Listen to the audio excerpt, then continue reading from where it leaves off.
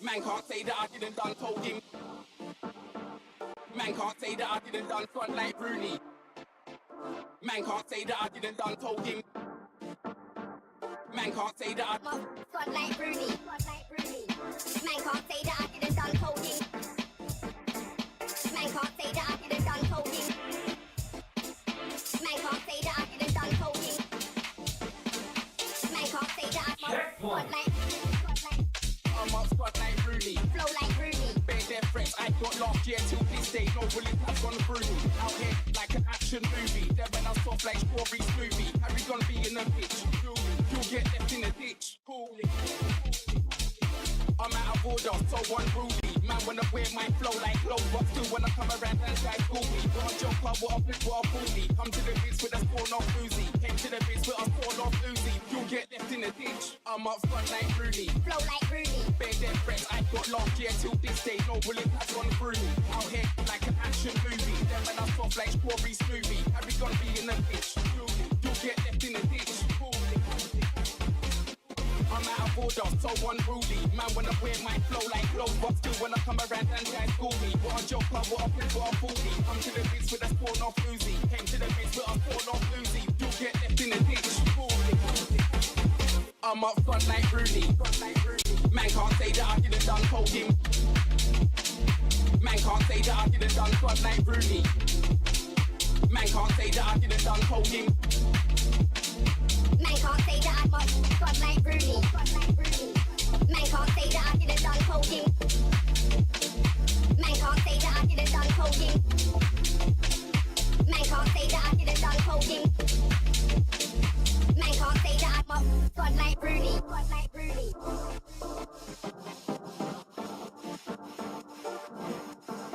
Front like Rooney. Front like Rooney. Front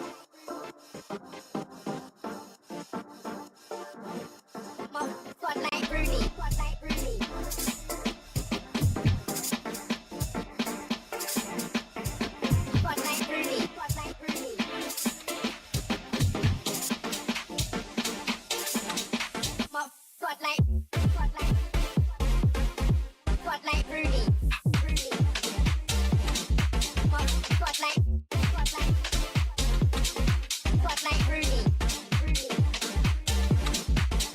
Rooney. Front like Rooney. Front like Rooney. Front like Rooney. Front like Rooney.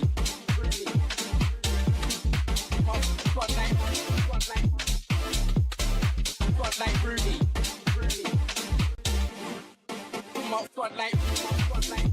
I'm up front like Rooney. Flow like Rooney. Bare their threats I got last year till this day. No bullet has gone through me. Out here like an action movie. Then when I'm soft like strawberry smoothie. Harry gonna be in a bitch. You'll get left in a ditch. I'm out of order, so unruly. Man wanna wear my flow like clothes, but still wanna come around and guys school me. What a joker, what a flip, what a bully. Come to the bits with a spawn off Uzi.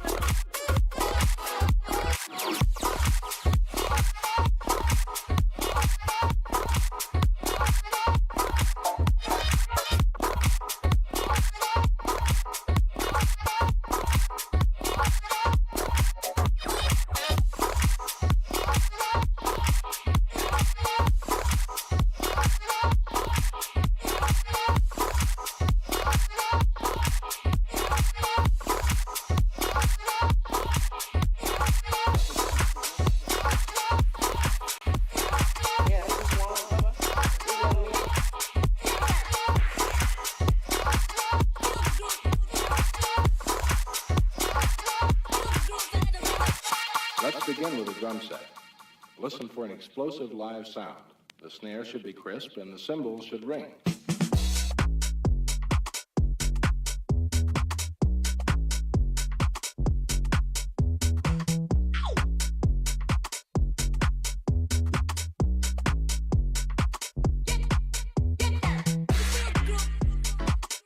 If they become harsh or flat, the speaker's high frequency response is peaky or distorted.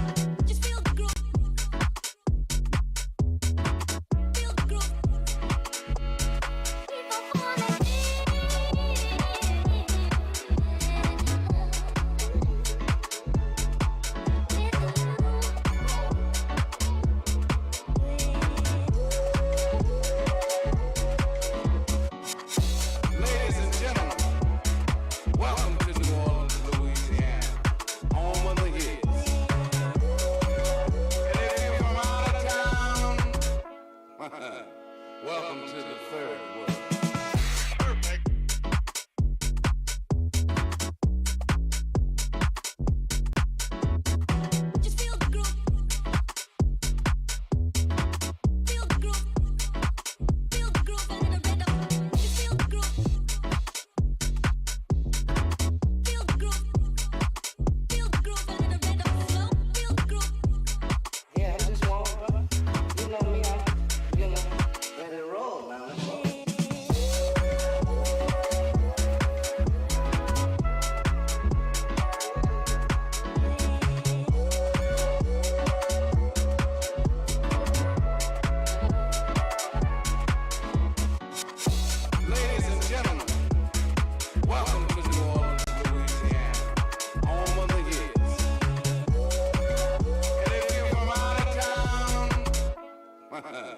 Welcome to the third world.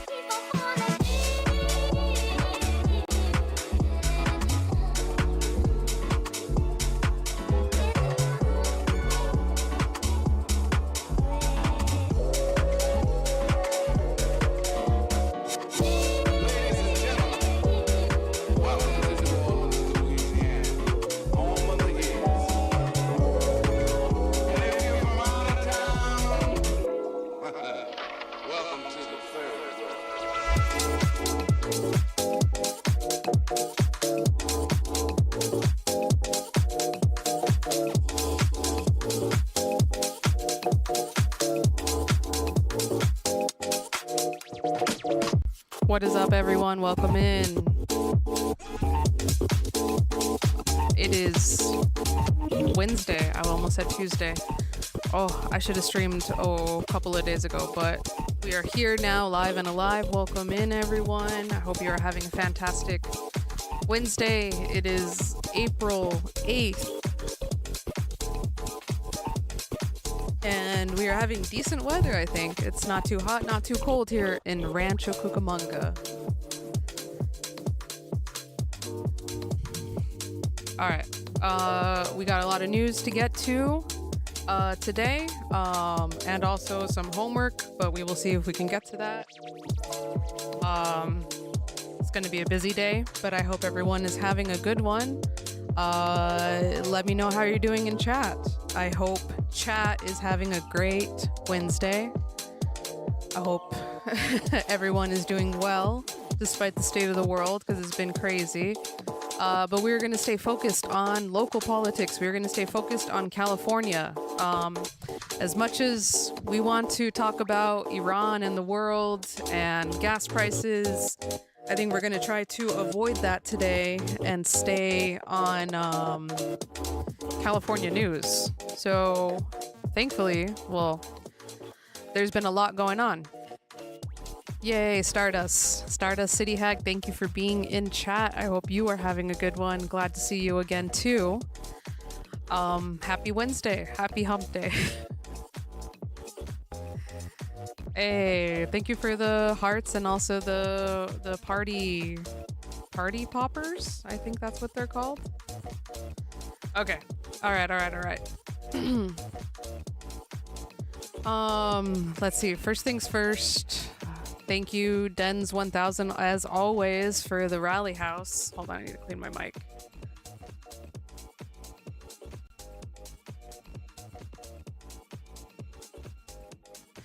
Yes, thank you, Dens1000, for the rally house music. We always support these bops on the show, and yeah. All right, so let's get into it. Let's let us first get into what I know Stardust City Hag is dying to see. Stardust City Hag is dying to see her senpai. Okay. All right. So quick recap on, well, I guess we could just watch it and let Senator Ashby describe it.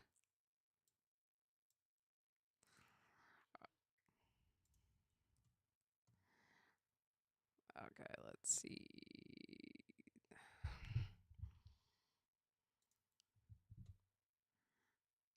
All right. I am here, have some witnesses with me to present SB 1050.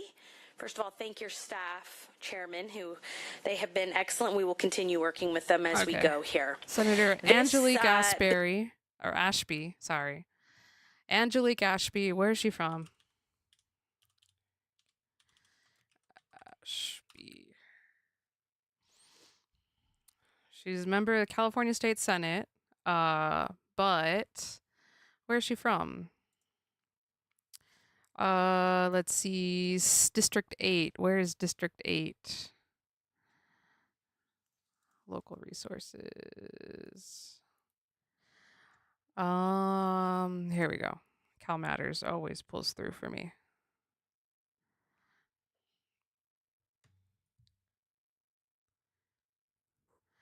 All right. Oh, she's from Sacramento. Okay. Angelique Ashby, 51, is a former Sacramento City Council member. She was elected to the Senate in 2022, narrowly beating former Insurance Commissioner Dave Jones. Ashby was a single mother when she earned a bachelor's degree from UC Davis. She later earned a law degree from the University of Pacific McGeorge School of Law in Sacramento. After college, she opened up a consulting firm, blah, blah, blah, blah, blah. She's married and has 3 children and pushes for foster children. Okay, cool. All right, let's hear what she has to say about SB 1050. Bill, we call it the Advertisement Integrity Act, requires advertisements that use AI-generated performers to include a disclosure if the performer is synthetic. Advancements in artificial intelligence have led to the creation of synthetic performers. These synthetics are human-like digital figures that both intentionally and convincingly appear, speak, move, and act like real people. The use of synthetics in advertisements is not only misleading to consumers in that they believe that they are hearing from a real person endorsing a product or demonstrating use of a product, but it also threatens California's creative economy. Damn, I can't believe we're calling them. Sorry. I know this is highly nerdy, very niche, but the fact that we're calling AI laborers, I guess, AI performers, we're calling them synthetics, like it's freaking Alien or Star Trek even. In the latest Star Trek Picard, they were highly focused on synthetics, which was Michelle Hurd starred in. But yeah, just the fact that we're already calling them synthetics is crazy. The risk of consumer deception increases, while at the same time severely jeopardizing opportunities for real workers. With the evolution of AI and its impact on commercial media, we must ensure that our advertising laws are updated to both protect workers and consumers as new technology continues to advance, which is the point of this committee, that we find that balance. SB 1050 does this by requiring both reasonable and appropriate disclosures when a synthetic person is depicted as a real person in an advertisement. That's crazy. This bill is sponsored by SAG-AFTRA and supported by the California Federation of Labor Unions, Tech Equity Action, and the National AI Youth Council, amongst others. And with me as witnesses today, Mr. Chairman, if you will allow, here to testify is Michelle Hurd, an actress and Secretary-Treasurer of SAG-AFTRA, as well as Shane Guzman, who's representing SAG-AFTRA and the Teamsters. Hell yeah. Shout out the Teamsters again. Have 2 minutes. Thank you. Good afternoon, everyone.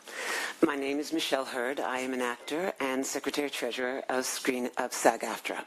And I'm here on behalf of the 160,000 human beings who make their living with their real human faces and human voices.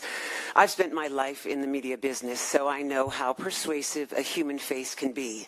And my colleagues and I take it seriously whether we will agree to take a role, say a certain line, or sell a certain product.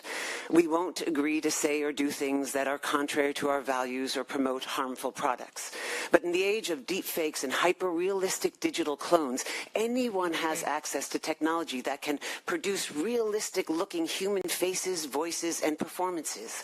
And anyone can make those very real-looking humans say or do things that a real person might not ever agree to say or do. And because what's being leveraged is that ultra-powerful persuasive tool, a human face, with these synthetics have that potential to cause real harm to individuals, to families, and to communities. Californians deserve to be protected from deception. If you're being sold something by a machine, you should know about it. We must mandate disclaimers when synthetic performers are used in advertisements, and we must continue to acknowledge and defend the value of real human expertise and artistry in all media and creative work.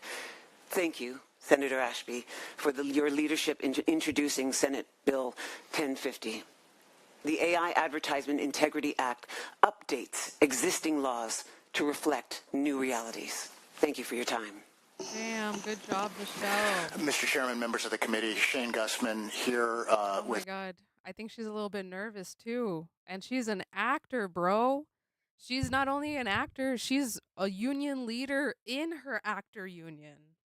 That's crazy, but good for her. I'm so glad. Secretary Treasurer of her union out here fighting for her union's labor rights. And you know, as we see, AI is affecting actors, and actors are artists through and through. And if their jobs feel threatened, I can't even imagine what normal people, I shouldn't say normal, non-actors, you know, people who have just skilled labor. Like how they must be scared of AI taking their jobs too. It's really two purposes. One, I'm here on behalf of SAG-AFTRA to answer any technical questions if there are any, but also here on behalf of Teamsters California.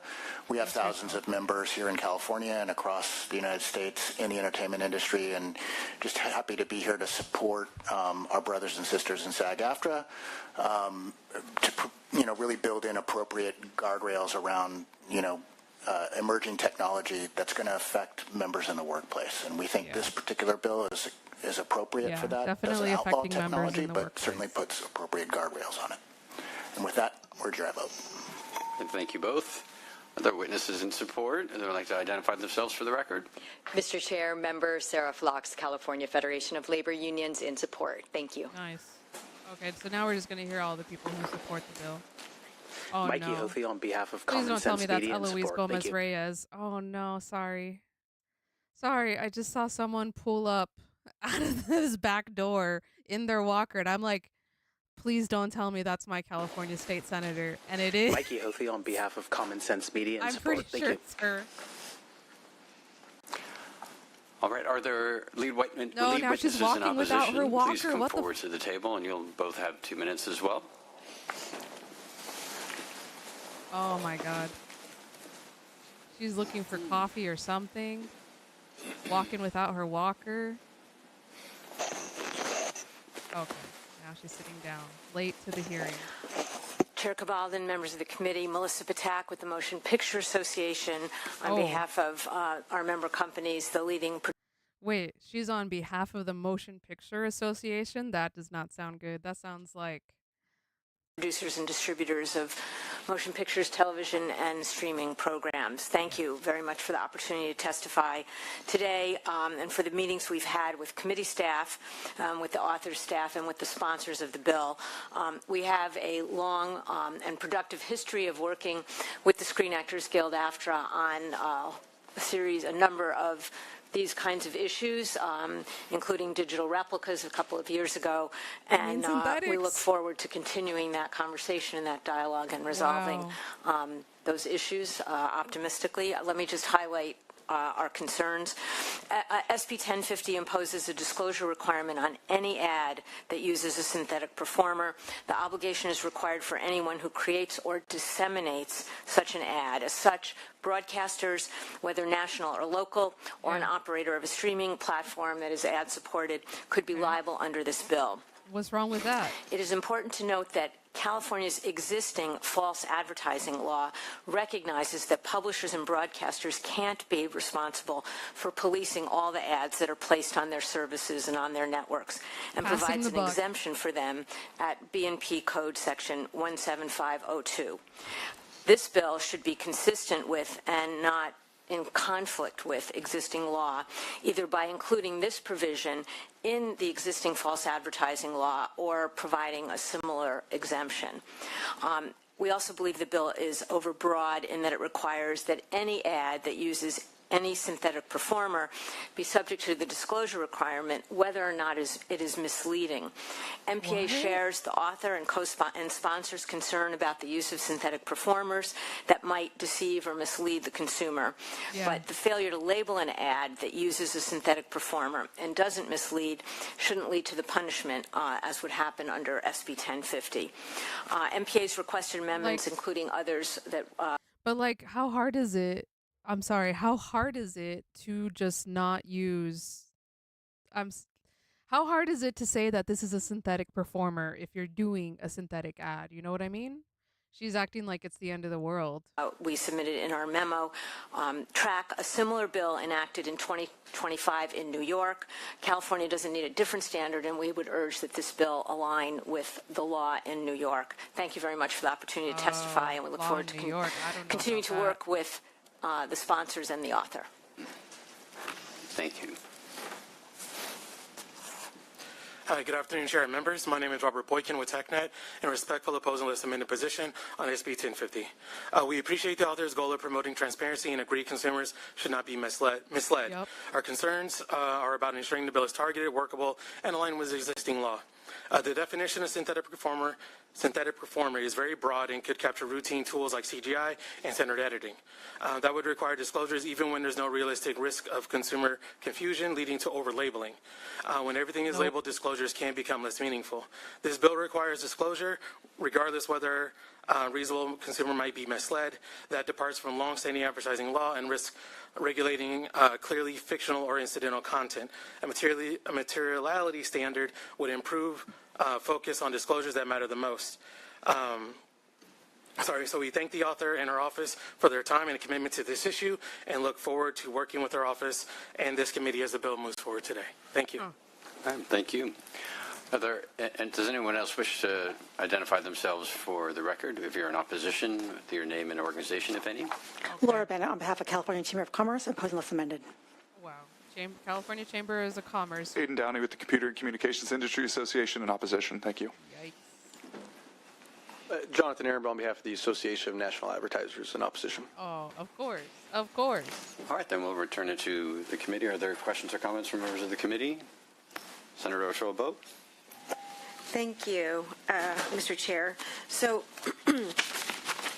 when I read the bill, wait, who is this? Summary requires advertisements use an artificial intelligence generate a person who is not real to clearly disclose that the person is synthetic. She's local IE. She is from Ukaipa, yeah. But I think she also covers parts of Redlands and parts of like San Bernardino, maybe? I'm not entirely sure. Okay.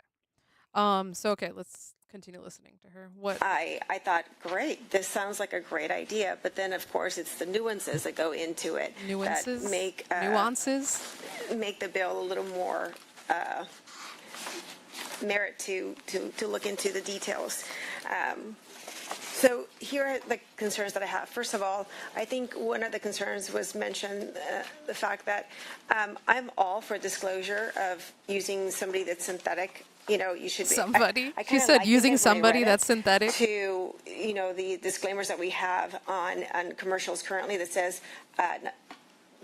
actor portrayals. Not an actual patient, or it discloses basically that you're an actor, not an actual doctor in the commercials. That's what I likened it to, and I thought, yeah, it makes sense to do it that way, and that was my initial concern.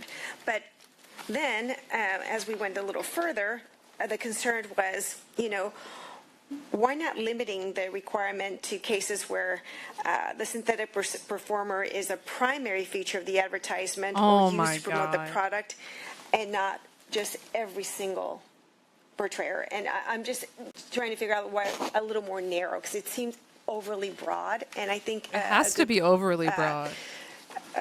Point was made by the opposition. Okay. So it's overly broad, and then as case by case happens, that's when you adjust it, right? Like, okay, yeah, I'm sure if there's just one synthetic performer, but why would you have just one synthetic performer from the standpoint of a business, as from the standpoint of a company that's making an ad, right? Why just have one synthetic performer? Why not make all of them synthetic? Why have the main character be synthetic, but then the side characters not? I don't know. It sounds like, I don't want to assume just because she's Republican, but I feel like she is in opposition against the unions in this aspect. And I don't know. She's bringing up points, but for what? What are these points for? Is it to protect the businesses and the advertisers? Or is it to protect the workers and the Californians? Narrowing it down. That might actually live and work here. The narrowed point was, though. How did you define that? Through the chair, sorry. I apologize. Please. Go ahead. Thank you. Is that okay? Just to align it with existing California law on false advertising, which exempts the dissemination, by broadcasters who receive an ad and don't have the ability to investigate it. So to align it that way, I thought the senator's and the deception, yes, materiality or I didn't address material, but I did address only those ads that were deceptive or misleading. Was it your Yeah, I didn't. Okay. Yeah. Okay. So the determines if omitted that misstated information could influence decisions users, make it significant enough to require correction or disclosure.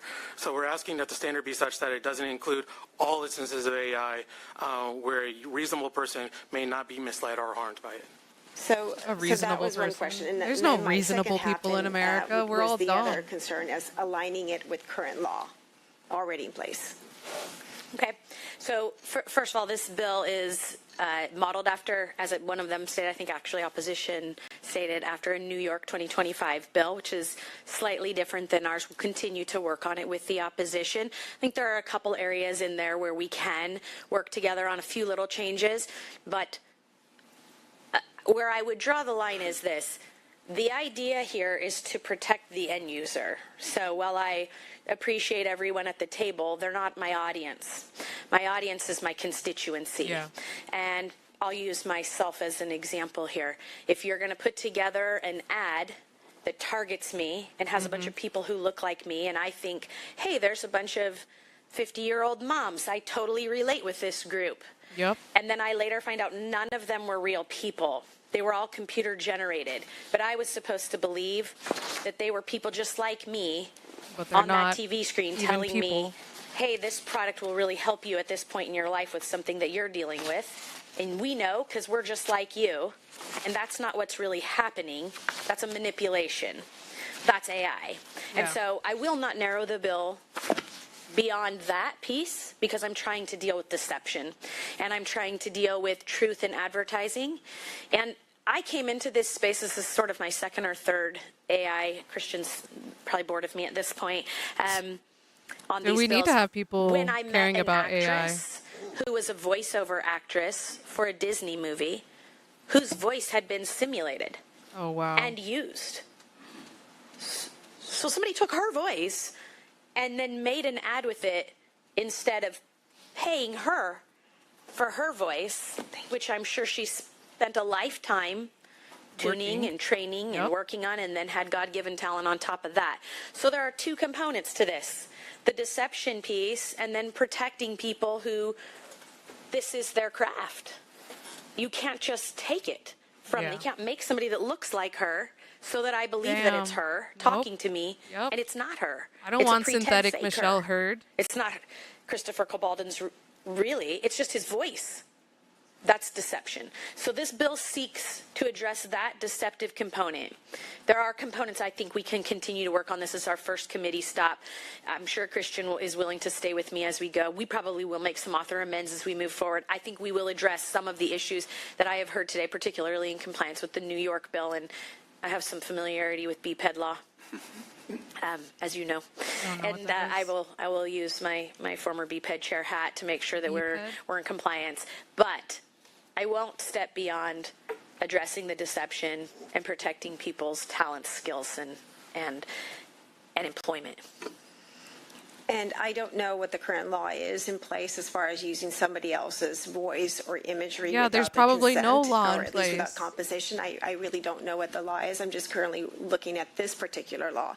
And as I mentioned, I'm legislator. all about the Look consumer up the protections. law. I think we should be protecting against false advertising. And like I said, the disclosure part makes absolute sense to me, but I was just thinking that maybe just narrowing it down a bit for me to be comfortable to support the bill would be to narrow it down perhaps to the actors, the AI actors generated that are advertising. How are we going to limit it to just the AI actors that are making these things when the companies have an unlimited ability to make unlimited amount of AI actors, there is no limiting to individual synthetic actors. I don't think she understands how AI works. The use, say, of a skin product, and it's an AI-generated person with a perfect, flawless skin, right? Yeah. And it's AI-generated, so having a disclosure in that component, because it would be false advertising, saying that, hey, this that's is what what your the face is going to bill look like wants. if you use this cream, right? Kind of narrowing it down to those specific AI-generated product advertising. I think the commitment I can make to you, Senator, is that I will continue to work on that piece. As I stand here right now, I'm not willing to make an amendment really specific. No. Yes. No. But I think you're not far off on the same page as me. I just want to be. I want there to be truth in advertising. Actually, your description of the disclaimer being something sort of like a person who's dressed like a doctor, but they aren't really a doctor. Yes. And you have to tell people that's not a real doctor. It's not a real dentist. Actor portrayal. Yeah, 3 out of 5 dentists agree, but this guy isn't actually a dentist. That's how I vision this bill too. And so I think there's still some room for some movement and some conversation with these groups, and that we're happy to have. And some of the groups who also aren't at the table but had some concerns, we're in conversations with them. But I'm just letting you know on the front end kind of where my stop point is. No. And then the current law, of course, modeling the protections that we currently have. Bro, why does she keep looking over? So I will not be able to support the bill today, but I look forward to seeing your future amendments and how you progress with the bill. And I hope that I'm able to support it at the very end. But I do absolutely, completely agree with you as far as making sure that the disclosure, because even at this point, I have to look at anything that's generated right now with AI and ask myself, is that AI generated? Yes, or is that a we real literally person? all do My have kids to can do that tell right better now. than I can. And so it might be a generational thing. I No, don't know. But it's not a generational technology thing. is so advanced. Oh my God, she's literally throwing herself under the bus by saying, I'm too old. I can't understand AI. I can't understand when AI is real and when it's fake. Okay, that's what this legislation is for. Why are you against it? And so amazing. I mean, people look real. There's absolutely no. So I think the protections There's are like aliens that look real. There's like doggies that look real on AI. So I look forward to seeing the bill as it moves forward. All right. Senator Reyes. Oh, okay. Thank you. Our senator, my senator. This is a really important bill. Trying to get ahead of the problems and the threats of AI is extremely important, and I think that, as was noted in the analysis, the threats to the creative workforce. This is really important. If our job is to protect people, yes, then we need to protect people. Yes, and it's their image, it's their voice, it's who they are. Their own IP. Like, if okay, this is where nothing against Eloise Gomez Reyes, but oh my God, I know Stardust City Hack, hoping she's in better health. I hope she's in better health too. She's not wearing her wig today. She's, got her own hair going. It's looking more healthy. She's not sounding very healthy, but needless to say, she's here making the right points, right? But I wish she would say if whatever. In a movie, they created this particular image. Then when they advertise, it's their image. It doesn't belong to somebody else. Mm-hmm. Also protecting, as you mentioned earlier, the deception of the consumer, because AI goes so far, they know exactly what it is the consumer wants to see, and they create what that consumer wants to see. They don't care, oftentimes, whose image and whose voice they're going to use. I think this is extremely important. I think that, as was noted by my colleague, of course, we're going to hear the opposition, and I think the opposition helps us to rein in whatever problems there might be in a particular bill. Sometimes I don't like the opposition, but sometimes they really do help. Iron sharpens iron, and if you're able to iron use sharpens that iron, to try I don't know about figure that. Out what needs to be done to make it iron dulls iron. A better bill. I think that's always good, and you're an author who does that. You work hard on your bills. So with that, I would move the bill. Thank you. All right. Thank you, Senator Reyes. Senator Padilla. Thank you very much, Mr. Chairman. Thank the author for bringing the bill. It's an important and timely bill. I've done a lot of work in this space, as some of my colleagues may have noticed, and I certainly have worked in the past with the opposition to some great extent. But I would note, I think it's important with respect to this particular piece of proposed legislation that circumstances have changed substantially. I mean, when we look at the statutory exemption on disseminators and broadcasters, that some of which goes back quite a ways, with respect to what we used to call false advertising, quote unquote, and I think even the legal definition of that has evolved a little bit today in a contemporary sense. It's very different. The nature and scope of the perpetration of false information and the impact that it may have is at a whole new level, as we like to say, and I think as the author pointed out. And at some point, with respect to looking at what's the duty of care we want to impose on people who are providing the platform or technology to disseminate, to move, distribute, to air, in the old term. Is there such a thing anymore? I don't even know, but it has changed and has evolved. So the scope here is very different because of the nature of the technology and how prolific it is. And so the degree, I would argue, of deception here is something altogether new. And I think the author recognizes that. And so I hope there's a way to come to that. I mean, just being fair, I think it may be something, we call it a case of first impression, ultimately here. These circumstances are new and unique and impactful. I don't know if they're that new. That's an new. important thing that should not be lost here as we move forward. And I will be supporting the bill. Thank you, Mr. Chairman. Else? All right. I am also going to be supporting the bill today. I think to the maximum extent we can, we try to reach consonance with. Why is this man wearing a wooden bow tie?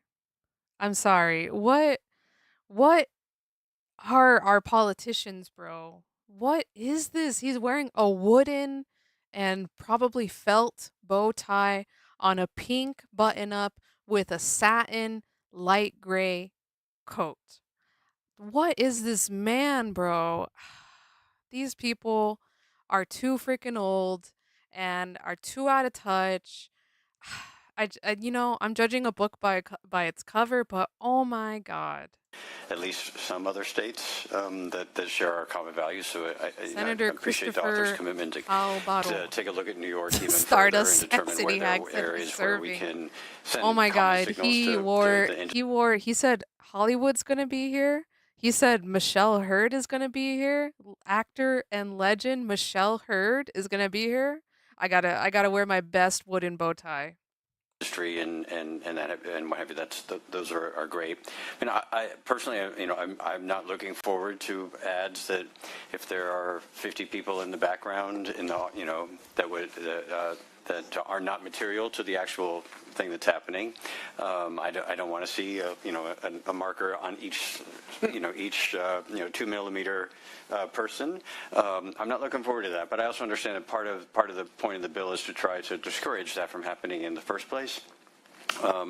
And that's how that like so many other issues that are and will be before this committee, that those are tough issues to balance as we're trying to get ahead, catch up, manage a transition, and so we may be in a different place on this in 2 years from now. But as an initial step forward.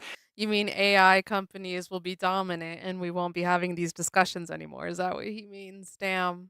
This seems well reasoned, and the author definitely has made all the right commitments in order to continue to work on those elements that are missing. But I think that New York, this question about materiality, those deserve your continued attention as you go forward from here. So we have a motion from Senator Reyes, but first, Senator Ashley, would you like to close? Sure. Thank you so much. And I think I would just like to say I really appreciate Senator Reyes' comments in particular, because I do try very hard to work with opposition. I agree with you. Maybe it's our law background, but listening to the opposition can always make your argument and your bill stronger and more applicable. And I think often helps with implementation later, because these are the same people we're going to ask to help us make sure this happens. That being said, I just want to be clear about my intentions. We want to protect people here, both the actors and the receivers of advertising. So I respectfully request an aye vote today. All right. Committee Assistant, please call the roll. Motion is due pass to judiciary. Senators Cabaldon? Aye. Cabaldon, aye. Jones? Why are they leaving? Gonzalez? Gonzalez, aye. McNerney? McNerney, aye. Ochoa-Bogue? Padilla? Padilla, aye. Reyes? Reyes, aye. Umberg? Aye. Umberg, aye. Wiener? Wiener, aye. 7-0. All right. 7-0. The vote's 7-0, so we'll put that bill on call. Thank you very much. Thank you. All right. Thanks, colleagues. Whatever that means. We're not gonna have to put them on call. It's 7-0, but the bill is out. We're not gonna call. Okay, whatever. Are we not looking to have put them on calling art? Okay. All right. So that was that. A little bit preview on SB 1050. There is like no information out about it. So this is the #1 source to get it. Be sure to subscribe to the channel if you are not subscribed. Hit the like button on this video. It helps out a lot. It helps get the word around to other potential viewers. And please share the video, share the shorts with any friends and family. We need to get the word out and cover more of these things. Oh, wait, I just saw Michelle Hurd is wearing freaking New Balances. What is she wearing, homie? Okay, she's wearing a black suit with dad New Balances. She's about to go cut the lawn after this. Okay. Let's get into Teamsters Local 1932's weekly radio program. This week they had a special guest, Secretary Treasurer Lindsay Doherty of Teamsters Local 399, which she covers parts of Hollywood, and it was cool. Teamsters 1932 had her on, and let's take a look at this interview. Power Hour with Randy Corgan on the Oh my Teamsters God, I'm 1932 sorry broadcast. for blowing your ears out. Time organizer, first time radio host for a special edition. Boy, this is incredible. Yeah, they We kind of have with us today a little bit busted audio. Lindsay Doherty, but the International Brotherhood of Teamsters, and bear with she's me. An international vice president at large, as well as the principal officer of Local 399, in addition to being the director of the motion picture division at the Teamsters. And so we'd like to do these special editions sometimes, and okay, hopefully we've got the audio's an entire not too hour bad. with Lindsay. We also have our amazing president.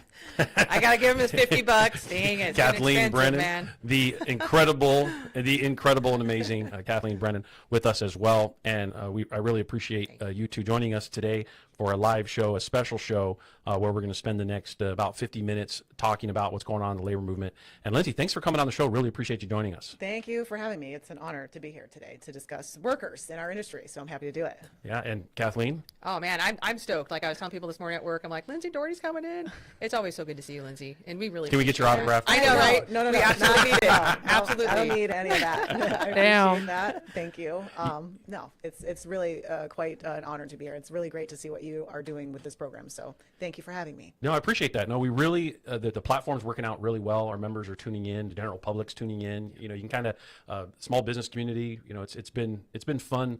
It's been fun watching this blossom and kind of advance to a larger Especially now scale. on YouTube. Targeted really for Got just a small 18 audience. views. It's kind of turned out to be a little bit larger, They can which is do all, the way we see it is like it's all icing on the cake. But at the end of the day, what's really great is that our members have a way to kind of connect to our guests like yourself and others that we have, small business community or community leaders, elected officials in the area. Sometimes, man, we've had elected officials from as far away as Pennsylvania and Montana and stuff coming on, talk about, as long as they're going to talk about labor, as long as they're talking about how they can help working people. And it gets, I think, the members and the general public a better understanding and a connectivity to one another, not to us exclusively and independently, more so the integration of us inside the community, which I think is where the labor movement has lacked in the last few decades. Teamsters and we're seeing Worker this Power Hour, holistic they do really cool stuff, including really appreciate you coming on, especially interviewing you, their own local members and asking them about their jobs. So be sure to tune in to them. Dealing with what's going on TV and stuff, and you know, you've had a pretty exciting few years. You know, would you like to? And we've known each other obviously for a very long time, and appreciate all the work that you do, Lindsay. No, thank you. You know, the last 5 years, I think our industry has seen a lot of change, as has many industries, and that's even going back to COVID-19, the pandemic impacting Which is our crazy. industry and how that evolved, and then most certainly now with big tech, and that's really there we go. AI related again has been detrimental to our industry, and what's happening in politics. So it's nothing foreign to our. Most industries are feeling what we're feeling, but for us, it's all at one time. So. To say the least, it's been very exciting at Local 399, and a lot of things happening in the last 5 years, like I said, because of those things. But you know, it just feels like we're fighting harder than ever before, but the stakes are higher than ever before because of what's happened to our industry, which I'm sure we're going to get into here. Yeah, well, I think the first setting we should probably address is getting listeners to kind of have an idea of what you represent, Yes. and not just represent, but what you directly impact. And not, I mean, people may look at the screen, TV. Right. I mean, radio's turned into TV now too. Isn't that crazy? In addition to movies, Radio's and that turning whole into industry's TV. got lots of dynamics to it. And We maybe got our it right listeners now. just first understand that. Yeah, so most of, like, I would think the country and the world think of Hollywood as actors and movie stars, and that's part of it. That's what you see on screen, and at the Which very we just end saw of the movie, Michelle you'll see Hurd. a Teamsters logo there on some of them, not all of them. Most So of them. still trying to Yes. negotiate I love that it. into the master agreement, but basically our members, and this is Teamsters Local 399, and there's many other Teamster locals throughout the country in North America that represent members that are behind the camera. So we have drivers, which is the most of that we have in the Teamsters under that classification. We have mechanics, dispatchers, which is what I used to do when I worked in the industry, DOT admins, so that the transportation side of things, but then we also represent casting directors and location managers, animal trainers and wranglers. So when you see animals on screen, it is a person that helped train that animal, and that's our members too. Yep. And then Gotta we work take care of our alongside animals. a lot of other labor organizations under those classifications. So IATSE, it's the International Alliance of Theatrical Stage Employees. They make up the majority of the crew behind the camera. So you have the cinematographers, grip, electricians. And our industry is mostly organized labor, which is not normal in a lot of other industries. Yeah. So we're working alongside SAG-AFTRA, which is the actors. You have DGA, which is the directors. I'm gonna You have go the get some Writers water. Guild, which I'll is be right WGA, back, And but you have we'll keep this LIUNA, which is playing. laborers. You have IBW with the electricians. We have plasters. We have plumbers. You name it. Most are organized under a collective bargaining agreement, which is, like I said, a common thing in our industry. But that is everybody that makes up the entire project. So when you see a movie or see a TV series, you might see a few actors, background actors, all those that comprise of what you see on screen, but there's hundreds behind the camera that are actually making the project, and actually from start to finish, whether it's writing a script to editing to post-production. I know since I've become involved in the union my entire adult life, I now pay attention to the credits. Yes. And obviously we love to see the Teamster logo at the end of the movie, but it's funny because in TV, they're so quick to get to the next show. It's not like everybody. They have some credits, but they can't run through everybody. And I guess I would say that there's almost as many people making sure that a TV show happens just like a movie. Same. Yeah. I mean, it just also depends on what is actually being filmed, and if there's additional visual effects, CGI. Now you have AI, and there's all those things that people are behind making those things happen too. It's hundreds and hundreds of people. It's a lot of work. But Hollywood, most people think it's just the actors, but I think with the Writers Guild strike, it really propelled everything. Leveled it up. And elevated for the rest of the country. The Writers Guild strike, the Solidarity Summer was insane, and I feel like we had great momentum. What was it? It was 2023?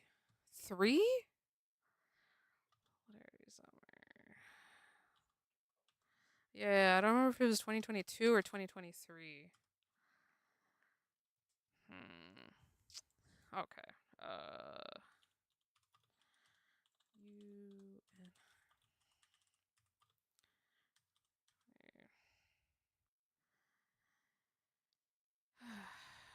Was it 20? No, it couldn't have been 2024. I mean, whatever. But yeah, well, I guess I should just look up SAG-AFTRA strike. Okay, 2023. Because that's when okay, so 2023. So that was Solidarity Summer, or from July 14th to November 9th, 2023. Yeah. That was the big SAG-AFTRA was on strike, and that just put a lot of eyes on union power. And this was at the time when well, I'll let her explain it. I'll let Lindsay explain it. But there's momentum. It just needs to be reignited again. To understand, this is not just actors; it's also others that are working people. Not that actors are not, but they're not making a ton of money. Right. And most of these jobs are middle class jobs. Is what we're talking about.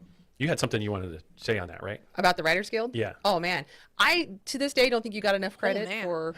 I'm serious. Sorry, I you love were Kathleen. the secret Threw weapon down, behind that, yeah. 100%. And that quote and what you said, That militancy is what. it was amazing. And I think everybody respected it. Like, I'm telling Solidarity you, I haven't summer. heard one person say anything otherwise than, oh my gosh, she's amazing. Like, I'm so glad she's on our team. Well, I appreciate that. There's plenty of people that I think would have some negative comments to say about it because They're on the other side. Yeah. well, and there are in cares? some cases are our own members, but I will say no. like the problem that we've seen, and you already touched on it too, in terms of labor organizations, there's been this complacency that we've seen. Yeah, Yes. complacency And, for sure. You know, that if you're not striking for recognition or doing those kinds of things, or No one's having paying those, attention. no one's really paying attention to what you're doing. Right. It's just business as usual.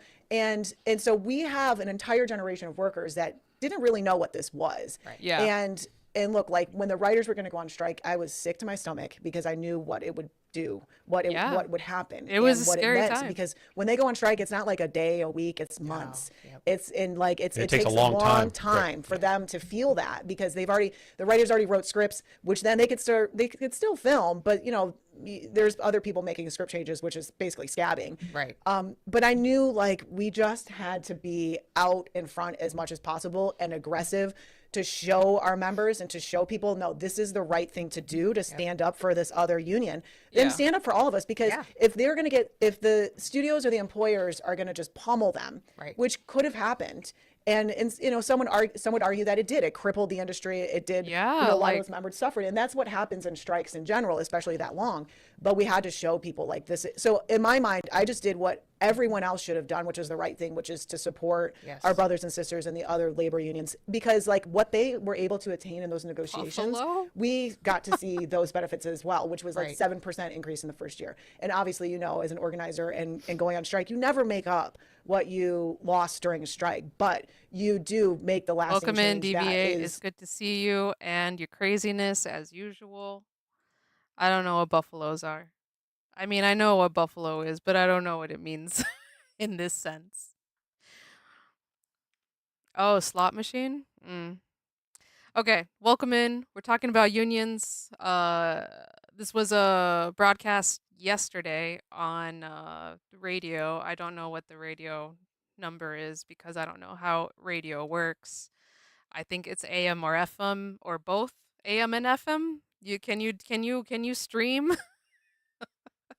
Can you stream AM and FM radio on the same thing, or do they have to be separate?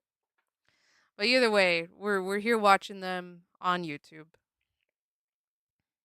detrimental The to sacrifice is organization. worth the Right. change Yes, in the future, exactly. especially for future generations. Maybe Right, exactly. In a lot of cases, you know, just use UPS as our biggest example. Within our union, most people that work at UPS, 90% of them were not there during the '97 strike. Right. Right. But the sacrifice that those made in the '97 strike carried for everybody else. You guys made that sacrifice in this moment, and that's typically what happens. That huge, major battle, confrontation, strike situation sets the tone for future generations, and they benefit from it Yeah. for years to Wait, come. hold on. I wanted to look up this UPS strike from 1997 because I guess that's pretty big. The United Parcel Service strike of 1997, led by the International Brother of Teamsters, Ron Carey, started August 4th, 1997, and involved 185,000 Teamsters. The strike effectively shut down the United Parcel Service, UPS, operation for 15 days and cost UPS hundreds of millions of dollars. The strike was a victory for the union, resulting in a new contract that increased their wages, secured their existing benefits, and gave increased job security. Wow, that's really cool. Causes contracts between UPS and their union workers were set to be renegotiated in 1997, and general grievances against the company centered around job security, wages, and part-time employee status. Oh yeah, I hate part-timers. I mean, I hate how companies use part-timers to fulfill the work of full-timers. Okay. Bob Herber of the New York Times wrote that the UPS strike is the best seen as the angry fist-waving response of the frustrated American worker, a revolt against the ruthless treatment of workers by so many powerful corporations. The main reason for the strike was UPS heavy reliance on part-time workers. There we go. The Teamsters Union said that part-timers were underpaid, did not receive benefits, and had less opportunities for full-time work. There you go. There you go. That's how everyone abuses part-timers. A more thorough explanation of UPS's labor policies could improve in the article's detail. This may include data showing that 60% of UPS workers were part timers at the time. No way. Which was a significant cause of friction for the union because, yeah, I would imagine that those part timers are not represented by the union because they're not full time. In the 1970s, UPS had begun a process of replacing many full time workers with part time employees. In the 1980s, the wages of these part time workers was cut to just $8 per hour. According to research performed by Teamsters, almost 2 in 3 workers were classified as part time and receiving part time compensation and benefits. Surveys conducted by Teamsters leaders stated that 90% of part-timers at UPS ranked the creation of more full-time jobs with full-time pay as a top bargaining priority. So these part-timers didn't even want more pay, they just wanted to have full-time benefits. But UPS was abusing them. Wow.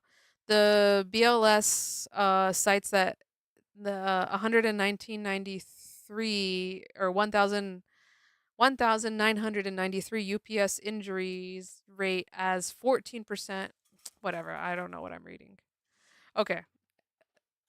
The strike began August 4th, 1997, and was the largest strike in terms of striking workers that the country had seen thus far. Almost 100% of UPS workers were members of the Teamsters Union were involved in the strike. During the strike, UPS losses were over 600 million. Interesting. So a strike that was effective. I thought they said striking wasn't effective, and yet we have so many examples of strikes that worked. Interesting. All right, let's go back to worker power hour. Right. Yeah, exactly. And I will say, like, with the Writers Guild in general, they have always been the most militant in our industry, going back decades, and they were striking for very good reasons. It wasn't something, that it was just we can get this in bargaining, but we're going to go on strike. It was an existential threat to the writers and their jobs. Absolutely. And also, big tech and AI and all of those things, which is what all industries should be doing right now, is striking. Exactly. Because of the impacts that AI is going to have to all workers. And we don't even I don't know. I where feel like sorry to pause it again. I feel like majority of workers right now don't understand how AI can be used to replace them, or they feel that if they learn how to use AI, that'll make them less replaceable than employees that don't know anything about AI. And I don't know. I don't know. Deviate. I know how you feel about AI.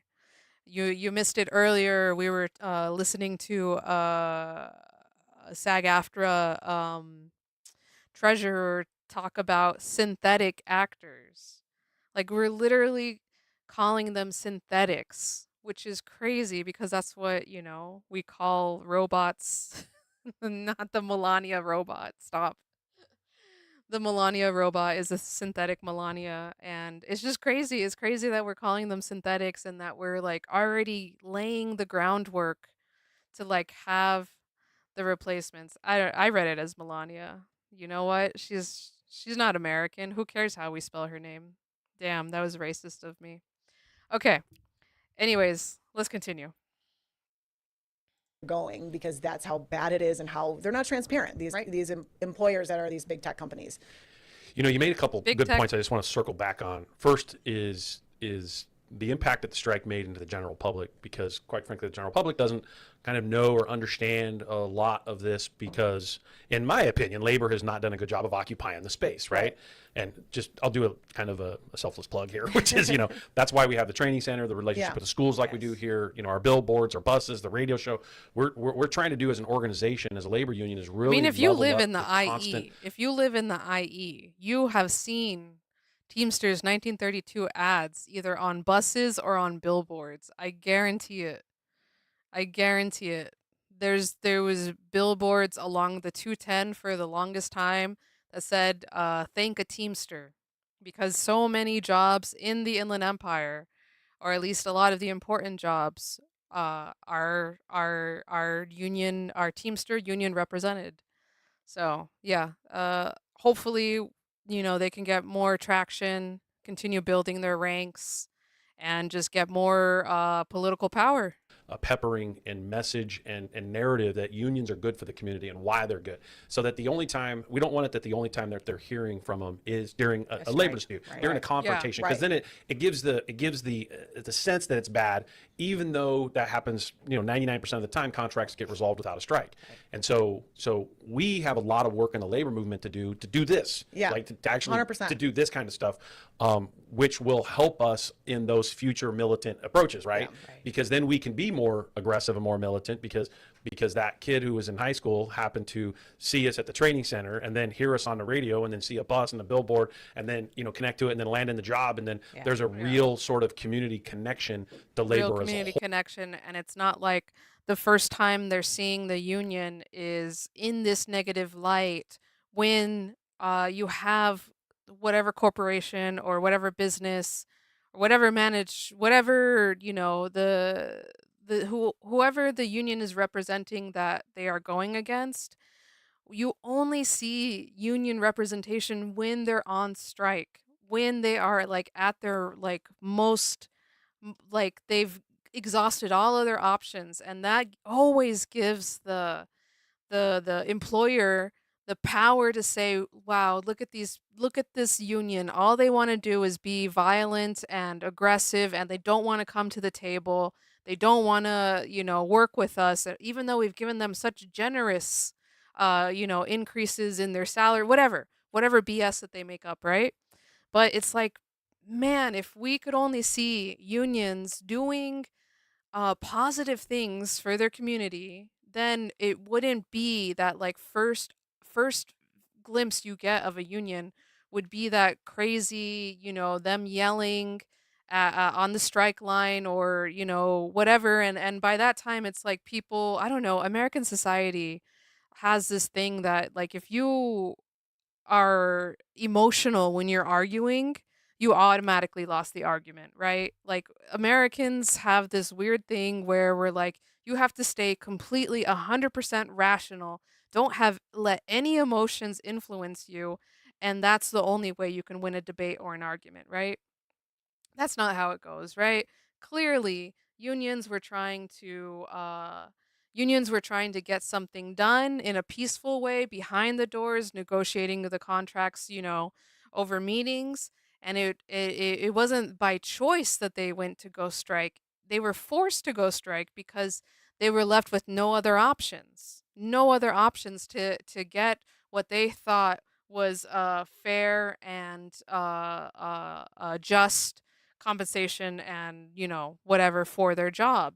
It's like it's crazy. It's crazy. So yes, 100% we need to get unions more visible in ways that is just not striking, or more visible in a way like I would liken unions to like trans people, right? How many people do you know are in a union? Probably not that many. And if you do, they probably are not super active like the people you see on the screen here, right? Probably they're just complaining about how their dues get, they have to pay dues all the time and how the union does nothing for them or whatever, blah, blah, blah. There are people out there that have a narrative to push against unions, and there are a lot of people out there, especially the people in power, the corporations, the employers, the large businesses that, want to put profits over people. Those people have an incentive. They have an incentive to get uh as cheap to get cheapest labor as possible. And it's not about keeping their employees happy. It's about keeping their shareholders happy. It's about keeping whatever. Yes, Deviate said we are weird. It's weird. Like it's weird that we live in a society where the person who is saying, "Hey, you're not paying me a fair wage," is seen as the one in the wrong compared to the person who was underpaying that employee. You know? This is the mentality, the temporarily embarrassed millionaire mentality that so many Americans carry around. It's like, man, we are never going to be millionaires. I am never going to be a millionaire.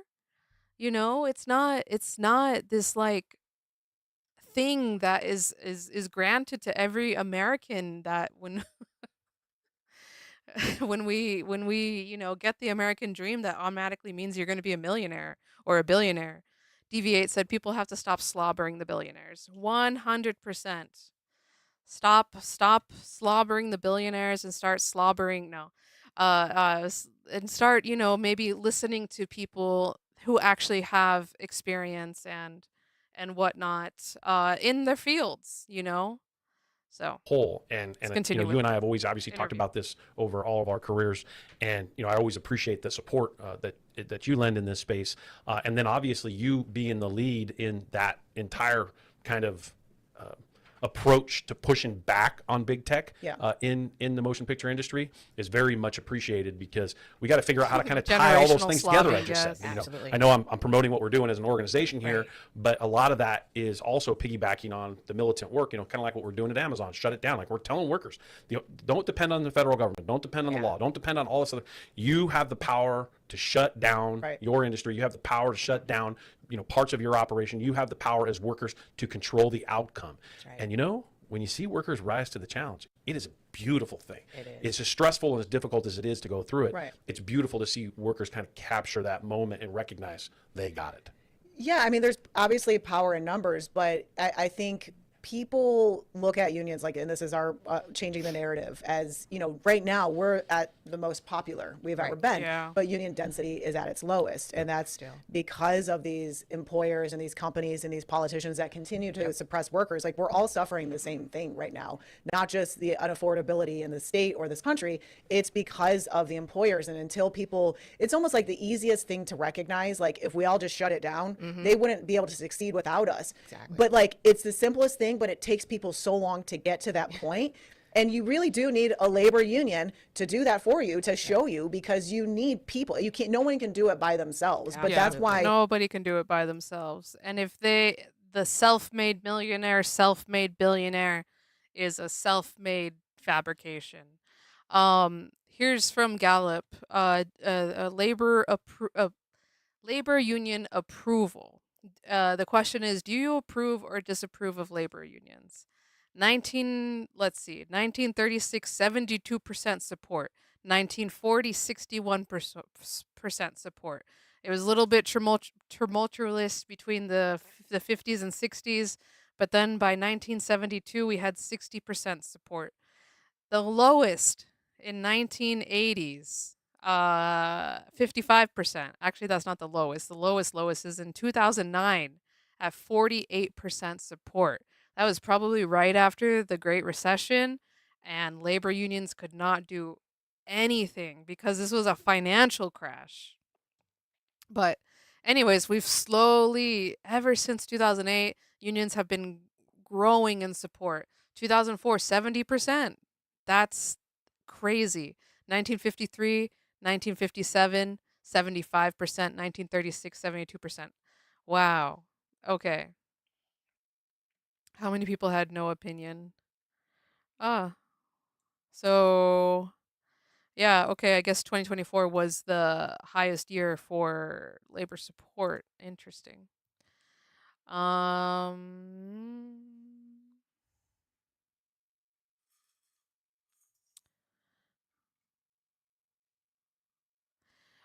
As you feel today, which political party, the Republicans or the Democrats, do you think serves the interest of the following groups the best? Labor unions. Okay, in 2024, 27% said the Republican Party, 62% said the Democratic Party. No difference. But then in 1990, 22% Republicans, 55% for the Democrats. 1984, it was 24% for the Republicans, 58% for the Democrats. And then in 1981, 16% for the Republicans, 61% for the Democrats. That's crazy. So really, right to a union as we should have, DV8 said. Yes, we should have the right to form a union, and we should have the right to collectively bargain. That's crazy. So it's really just been the amount of people that think Republicans represent union has gone up, I guess, from 16 to 27. but Democrats are where it really fell, I think, from 60 to 55%. But interesting. Okay, this is our daily data. Okay, that's a lot that I don't want to read. But there we go. They're not wrong when they're saying the unions are at their peak popularity in American culture. But I think at the lowest enrollment. I think now labor unions, people are like, yeah, I trust them more than I trust a politician, because what they're saying actually speaks to me of like what I'm feeling as a worker every single day. And that's every industry that we see that any worker does. And it's really changing the narrative, like you said, but it's also, you have to have these labor disputes, unfortunately, for people to recognize their power. Well, and to have them so that others who are being exploited recognize their pathway, because they've been inundated with corporate America's message that you can't do this, or fear, or whatever those obstacles are that get in the way. And when they see other workers doing it, and they oh, I could do that, because obviously they don't teach this in school like they should. They're not educating the average kid coming out of high school and or young adult at that at that time period, for them to oh man, I have these rights, I have this First Amendment right, I have the freedom to assemble, I have the freedom of speech, protected concerted activity. Those things are all interconnected and on my job. I did not know that. Sometimes people don't find that out until their 50s or 60s. They're just being whipped around by the employer. Deviate said nothing is taught in schools. Yeah, it's bad.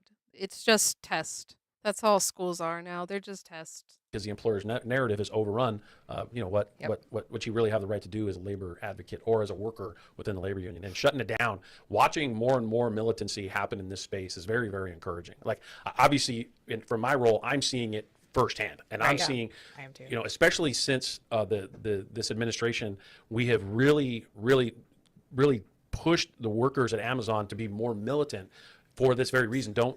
Even though our plan from the very beginning was not to depend on the board, we got a few years of some good board decisions under Abruzzo. I think Abruzzo did a really good job. So watching workers actually respond to that kind of shift and that pivot, and then be more aggressive and assertive and saying, I get it, and them actually doing it it's just fun to watch. It's a little bit more work. It takes a little bit longer, but it's really fun to see them get there. Right. Did you want to add something? I was just going to say, I was just talking to a group of kids. I was wearing one of my Teamster t-shirts, and they were asking me, what is that? So I was explaining it to them. And the coolest thing after we had this discussion is they basically got the message, so you guys are the good guys. I'm like, basically, yeah. I guess I could have just gotten to the point a lot quicker. But you're the good guys. And that's what they summarized from the conversation. I said, absolutely.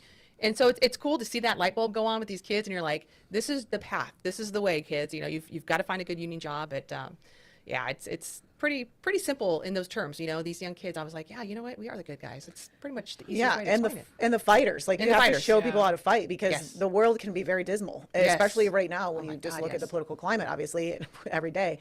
But people put their head in the sand and say, you know what, I'm just going to put my head down, do my work, and move on. Nothing I can do. That's and what they think. That's not the way forward. And to get people to realize that for those that come after them too is even harder. Right. But that's why it does take a union. It sure does. What do you think the most critical fights right now are for film and television, in your opinion? Oh man, I know, it's a loaded question. We're getting hit by every which way you could possibly imagine. So we have consolidation happening at a very large scale, and this is crazy. This buying that, buying that, buying that, buying that. Right. Yep. So Paramount, Skydance acquired Paramount last year through an FCC filing, and they were successful. That merger passed with flying colors without any real,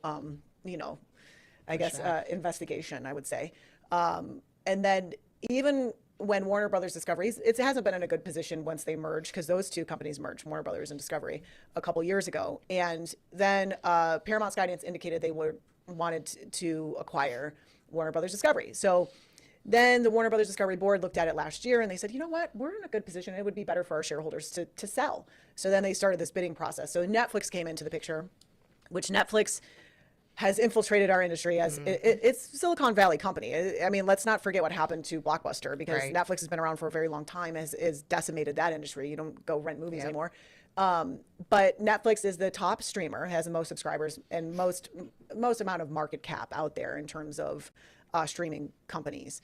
And that's all they do. They don't have what we would call legacy media, which is your regular network television, whether it's news stations or just regular series that are broadcasted that's reliant on the FCC. And so they are the ones that actually won the first bid, and Warner Brothers Discovery Board said, okay, we're gonna accept your bid. And now we're going to start the regulatory process with the, doesn't go through the FCC because it's not broadcast. So it was really going through the DOJ. And all the other regulatory entities out there, like the European unions, have all theirs throughout the countries.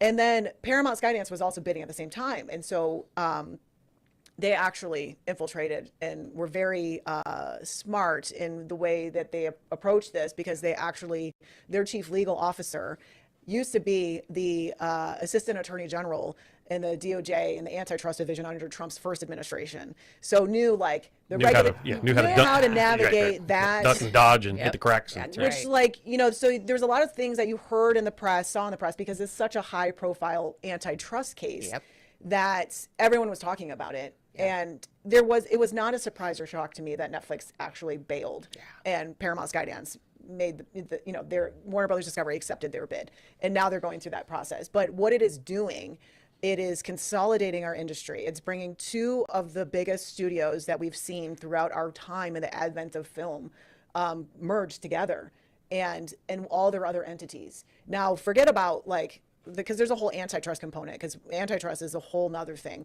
But when you're talking about how you consume media, and also, but proving, then there's a problem with antitrust itself, because the problem with proving an antitrust violation, especially when you get into monopoly status stuff, because we're running into this in the Amazon space, is it's to prove it, it's too late for the industry. Like once you say, hey, there's an antitrust here, antitrust issue, because there's different areas that there's antitrust violations.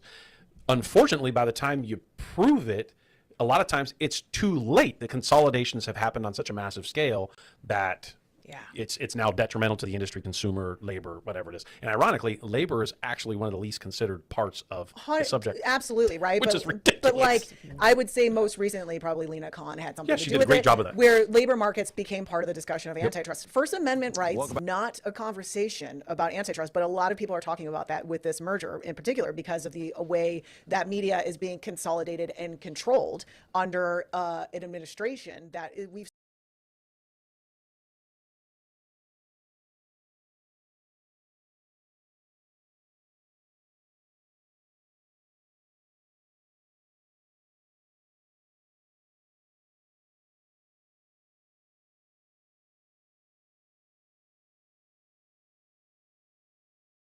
Oh my God, I am muted. I'm sorry. Thank you. You probably just heard science. Oh my God, I'm dumb. So that's crazy. Deviate said Activision, who owned by Microsoft, who was owned by Disney, who was owned by Hershey's, who was owned by Netflix. Yes, that's freaking crazy. That's crazy. That's crazy. Okay, thank you. We've seen it already, because with the Paramount Skydance merger, what happened is Stephen Colbert's show was canceled. The 60-minute lawsuit was paid for. I mean, that was part of that deal. You might not see that on paper, but that was most certainly part of the deal. And with this one, the DOJ could do a meaningful investigation and block this merger, but we do not believe that to be the case. Right. And then, I mean, then the state's AGs can all take that into consideration and file a lawsuit to either delay the process or also block the merger still. But then look at all the state AGs. They're so busy because there's so many lawsuits they've been filing against this administration. Like you have the two, just like in the last month, the Live Nation and Ticketmaster merger deal that everyone is like completely just outraged about, because that merger deal, that was an opportunity for the DOJ to break them up. And it was actually the federal government that filed the lawsuit to begin with, not under the Trump administration. And then you have the Tegna Nexstar merger, which is the two broadcasts, and we're talking about deregulation. DVA says, sorry, I'm not done. Netflix, who's owned by SC Johnson, who is owned by Mars. Oh my God. SC Johnson, a family company. I'm sorry. But yes. Oh, I repeated what I said, Deviate, but yeah, Action Vision. So you're telling me Activision, my video games, is owned by my candy companies? Why can't we have more seamless transition of Call of Duty, points or whatever COD coins between my Doritos and my Call of Duty account, but instead I have to go through this whole long thing when in reality they're all connected and they should just, Call of Duty should know that I went to the grocery store to buy Mountain Dew and Doritos, and they should just give me my COD points automatically. Same thing with there's this I was watching Family Guy the other day, and it was a episode that happened right after Disney bought Fox, right? So Peter Griffin was all like, "So can we use the Little Mermaid now in our horrible skit that is not for children because we're owned by Disney now?" Brian from Family Show, stop it. No, yeah, yeah, yeah. Um, so yeah, it's crazy antitrust stuff is off the rails. I don't even think kids today will know a world where corporations don't own everything. Or I mean, where it's just like a few corporations don't own everything. Like we're seriously headed again to with the Alien reference, Sigourney Weaver reference. We are entering Wayland Yutani Corporation territory where it keeps going. How many people own these companies, and why don't they just have them just one giant company? Instead, it's just, oh my god.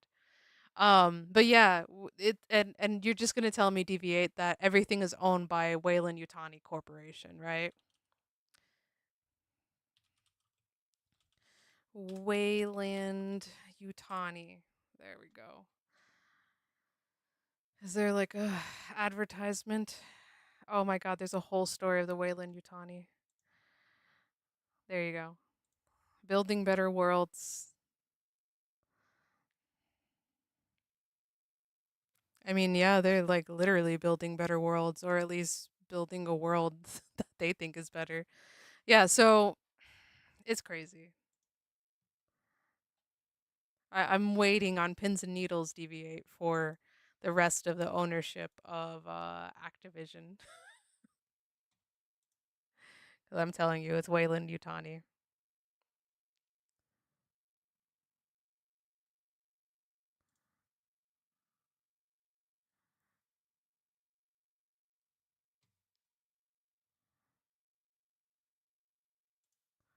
Okay, let's go back to finish this. These are rules and laws that have been in place to prevent monopolies. And here we are. No, we're going to deregulate all of the regulation that we've said has been extremely important to prevent monopolies for the last several decades. And let's put this into context. Give me an example in the last 50. I'm not asking a question of you. It's a general like statement that sounds like a question.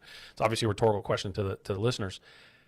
Give me an example in the last 50 years of mergers that have happened on a scale like this, where big entity buys big entity, and the consumer somehow benefits. Right. Like, Yeah. Great There's point. never. Like we can go airline, trucking. You can get into then Instagram. retail and grocery, and I mean you could just Oh, yeah, go grocery down the stores. list as these bigger and bigger and bigger consolidations happen. They argue that it's going to create a better environment for the consumer, or this or that or whatever, all the junk that they argue in that space. The reality is you can't give me an example where the consumer actually benefited. Like we keep getting bamboozled over and over again. We get bamboozled to, you got to get rid of deregulation. If you take the Mars, who is owned by Nike, who is owned by Adidas, who is owned by Puma, who is owned by EA, who is owned by 2K Games, who is owned by Pyramid Obama.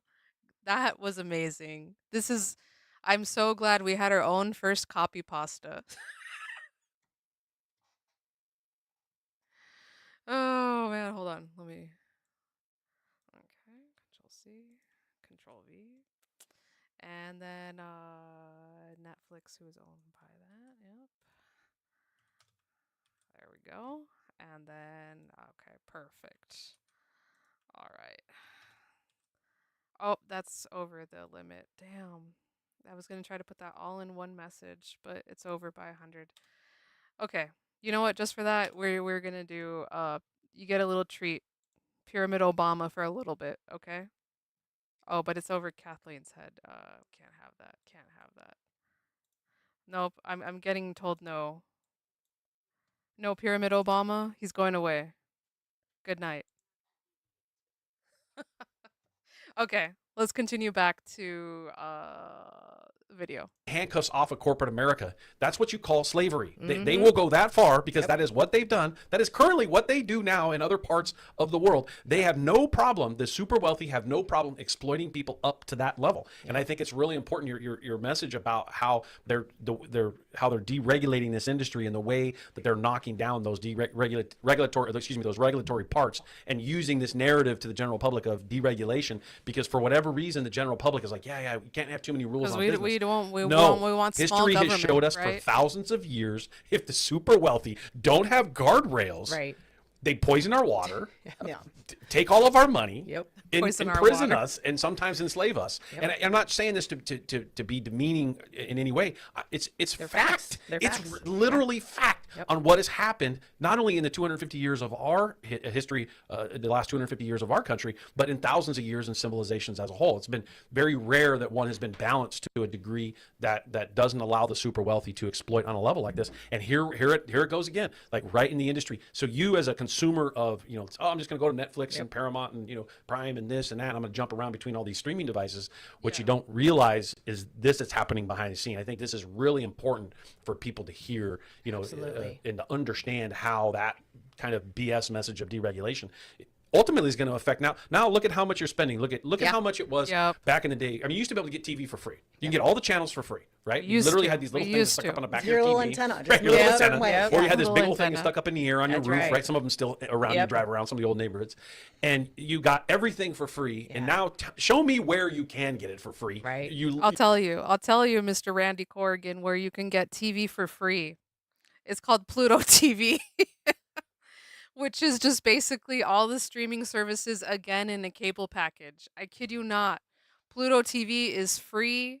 I mean, you have to watch a bunch of bullshit ads, but I mean, it's free. You can literally look up any show, I think, and watch it. And it's just like, I wouldn't be surprised in like 2 or 3 years, like Google TV is like, oh my God, we're launching this new thing called multiple channels and you can watch it anytime you want. And it's like, it's this new amazing thing. You only have one payment, and you only have to, pay one person and you get all these channels for free. Yeah, in order to watch NBA games, I have to have Amazon Prime, Peacock, ESPN. That sounds terrible. I know with the sports, it's even crazier because, local sports, they want you to go watch the team in person, yada, yada, yada. But yeah, like to watch a new TV show or something, that's what I miss about Netflix, them just dropping the entire show at once and then you watch it at your leisure. But like when we have to go and, like we're doing basically appointment TV again, but with streaming, forget about it. I'm not, waiting until 12 p.m. Eastern time, which is really 3 a.m. Western time or Pacific time to watch this brand new show. Why not just give it to me at my own, 12 p.m. Eastern time when I can watch it then? But no, it's like everything is crazy because streaming services and the internet really is the Wild West. You typically cannot. Number one, number two, and you have to have 50,000 subscriptions because then it's like, oh, I can't watch this thing over here because like they're getting you coming and going, and then the mass consolidation. All they're going to do is, I mean, how much is Netflix, as wealthy as they are, and as much as how much have they increased their price in the last 5, 6, 7 years? It post like when they bowed out of the deal, I guess they increased their price, is what I heard. Well, it's always a reason. I don't subscribe to them honestly, so I don't actually know. But yeah, I mean, like even any consolidation in any industry, the ones that benefit the most are the shareholders and the CEOs. And in this particular merger, David Zaslav, who's the CEO of Warner Brothers Discovery, is going to get a compensation package of over $800 million. Oh my gosh. Wow. And what we see in terms of competition, like not just the consumer pricing, but also the amount of all these other, independent producers and people that buy and sell this product, because they have to syndicate their productions, their projects and their art that they're making, but then also the suppression of wages because there's less competition. And that's what we've seen. And going back, because we had another merger deal that really hurt us too, which was Disney Fox in 2019. They produced 50% less feature films than they did before. Can you repeat that number? Wow. 50% less they produce. Insane. And so like that, and then when you see, Disney Plus, Hulu, that is Disney. And you as a consumer are paying for both. And now they're merging is what I heard. Why do you But have to pay Disney twice to pay for Hulu and pay for Disney Plus?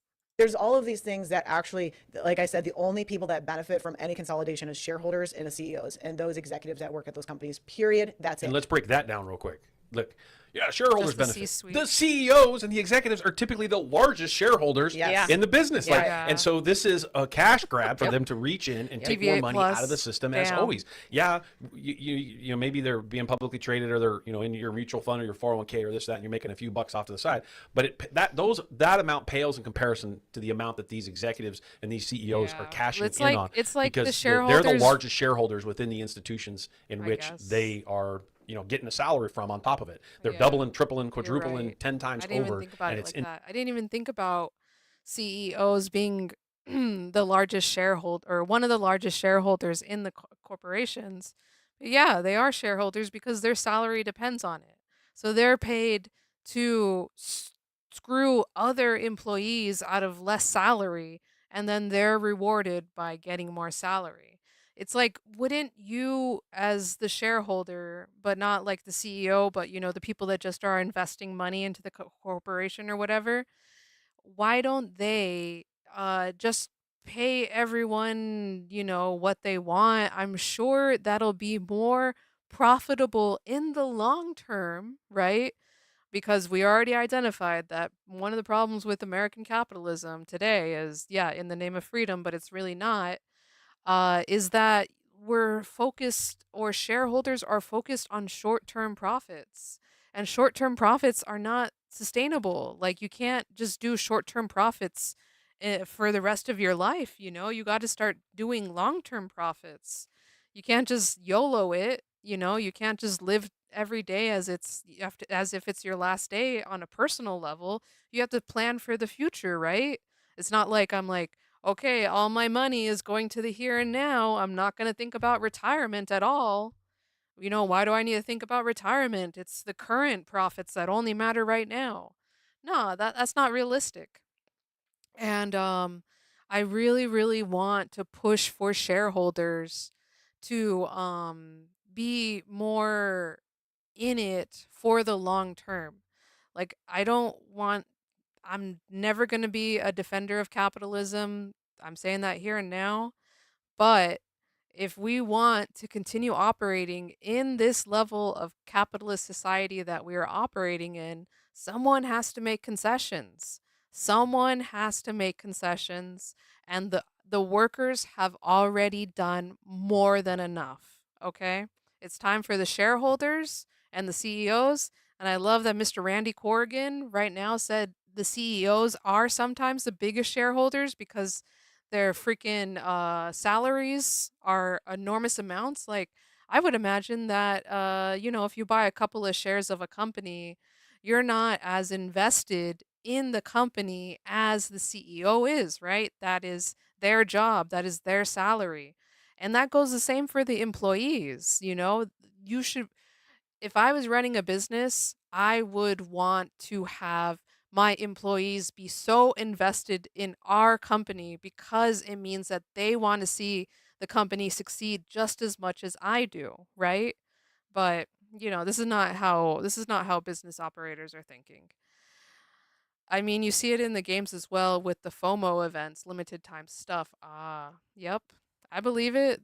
I believe it. There's the like paid sports events, the all-star things or the expositions or whatever the heck they're called. It's like extra stuff added onto the thing, and it's like, no, I just want the thing. Stop trying to upsell me this extra thing that nobody asked for.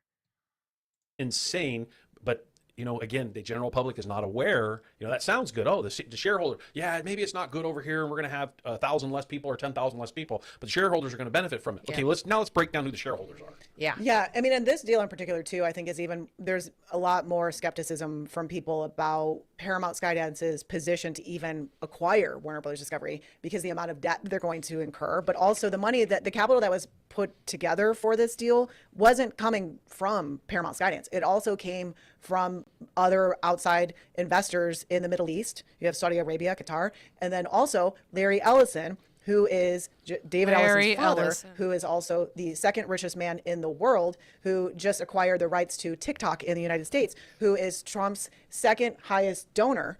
And it goes on and on and on of how bad this deal is. Yeah, let's control X, or what was Twitter before, now control TikTok, now with the super wealthy controlling these platforms, which is why there's supposed to be regulation to a degree that prevents this kind of stuff from happening. You just saw Meta and all of them be held accountable for not having the right guardrails. In a jury had just found them guilty. We need to cover that. I want to cover it, but I don't know if we'll have time. Can COD stop making a game every year? They won't, because it makes too much, but just give the devs a little break, a little bit. Yeah, exactly.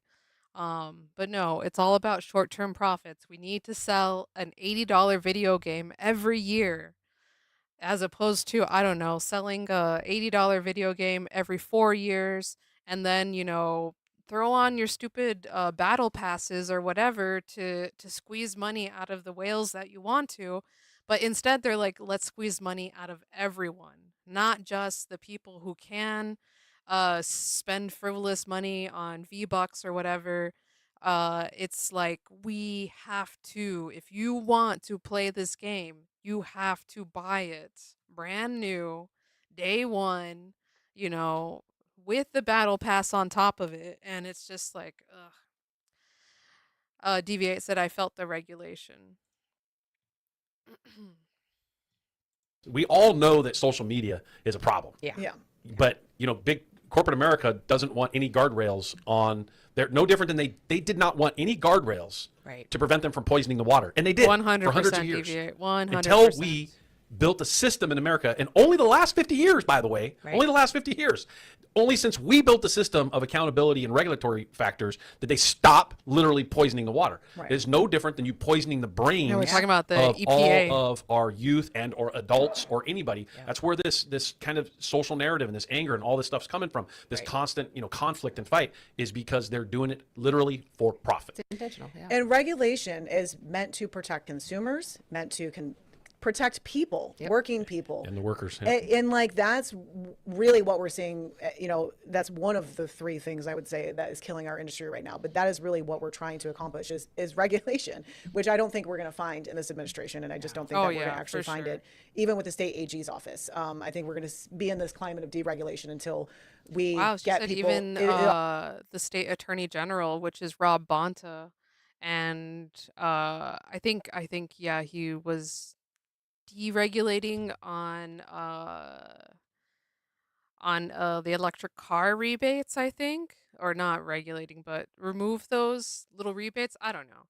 Well, let's see what else she has to say. It all goes to who we elect in positions of power as the politicians. Well, but to we know to Gavin what you're Newsom saying about is on social board media, with the same thing AI. about AI, right? Like, we're fighting for regulation because there never has been regulation, and these companies are not transparent in anything that they do. So we're trying to get legislation for our industry, but also trying to deal with it in collective bargaining, which is what it's not.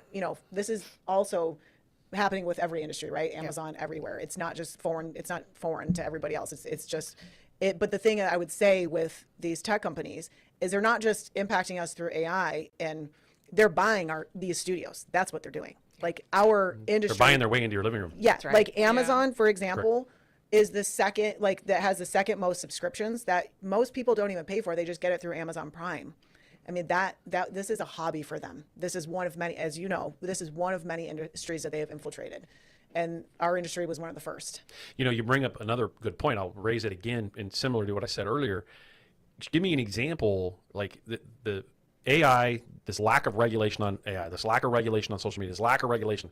Give me any industry that had almost no regulation where it ended up good for consumers, workers, and the general public. Like, it doesn't end well unless there are guardrails, everybody. The general public has got to pay attention to this subject and recognize that regulatory factors are not a bad word. Stop falling into the trap of corporate America where, overregulated. Believe me, in labor unions, we understand what regulation is more than any business does. We are more regulated as labor unions than businesses are. Clearly, unions do and have again, more by regulation. design. There's as no usual. unions And in my obviously, living you know, room. There's no the union whole right to work devices movement has listing turned it in and my switched living it to where room. we're not only more regulated But there than the for average sure is business. tech. On top of it, we're the only business in America that actually has to do the job for free for people. Right. Give me, if they ever did that for hamburgers or tacos or any retail operation, it would not exist at all. But no, we have to do things for free.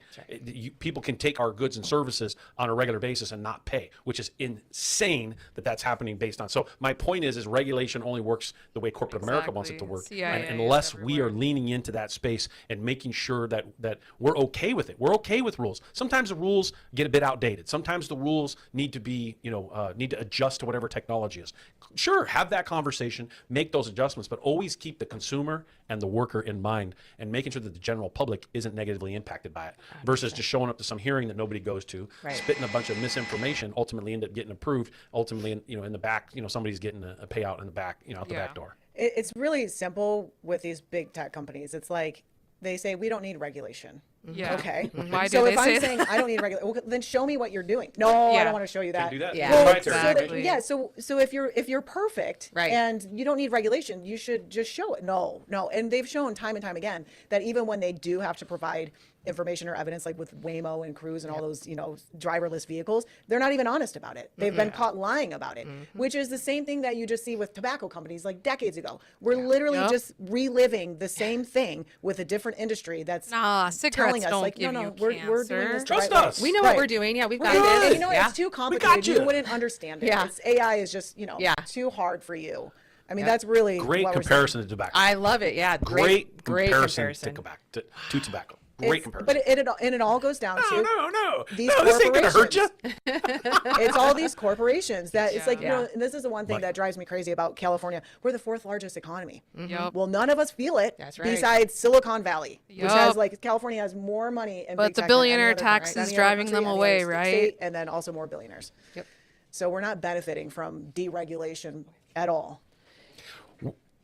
This has been fun. Yeah, this has been Believe it or not, we wonderful. only got 15 minutes left. Oh my gosh. But That went by fast. Kathleen, you got some more questions? I did. I have the third one too. The third thing that's killing us, which is outsourcing. But Yeah. Yeah, go ahead. No, Oh, no. no. yeah, Talk so about that. so our industry, there has been these tax subsidies that other countries have been utilizing, and for years, like going back to the 90s, Canada first started it, where they would tell a studio company like, hey, come here and we'll give you 30% back in what you spend.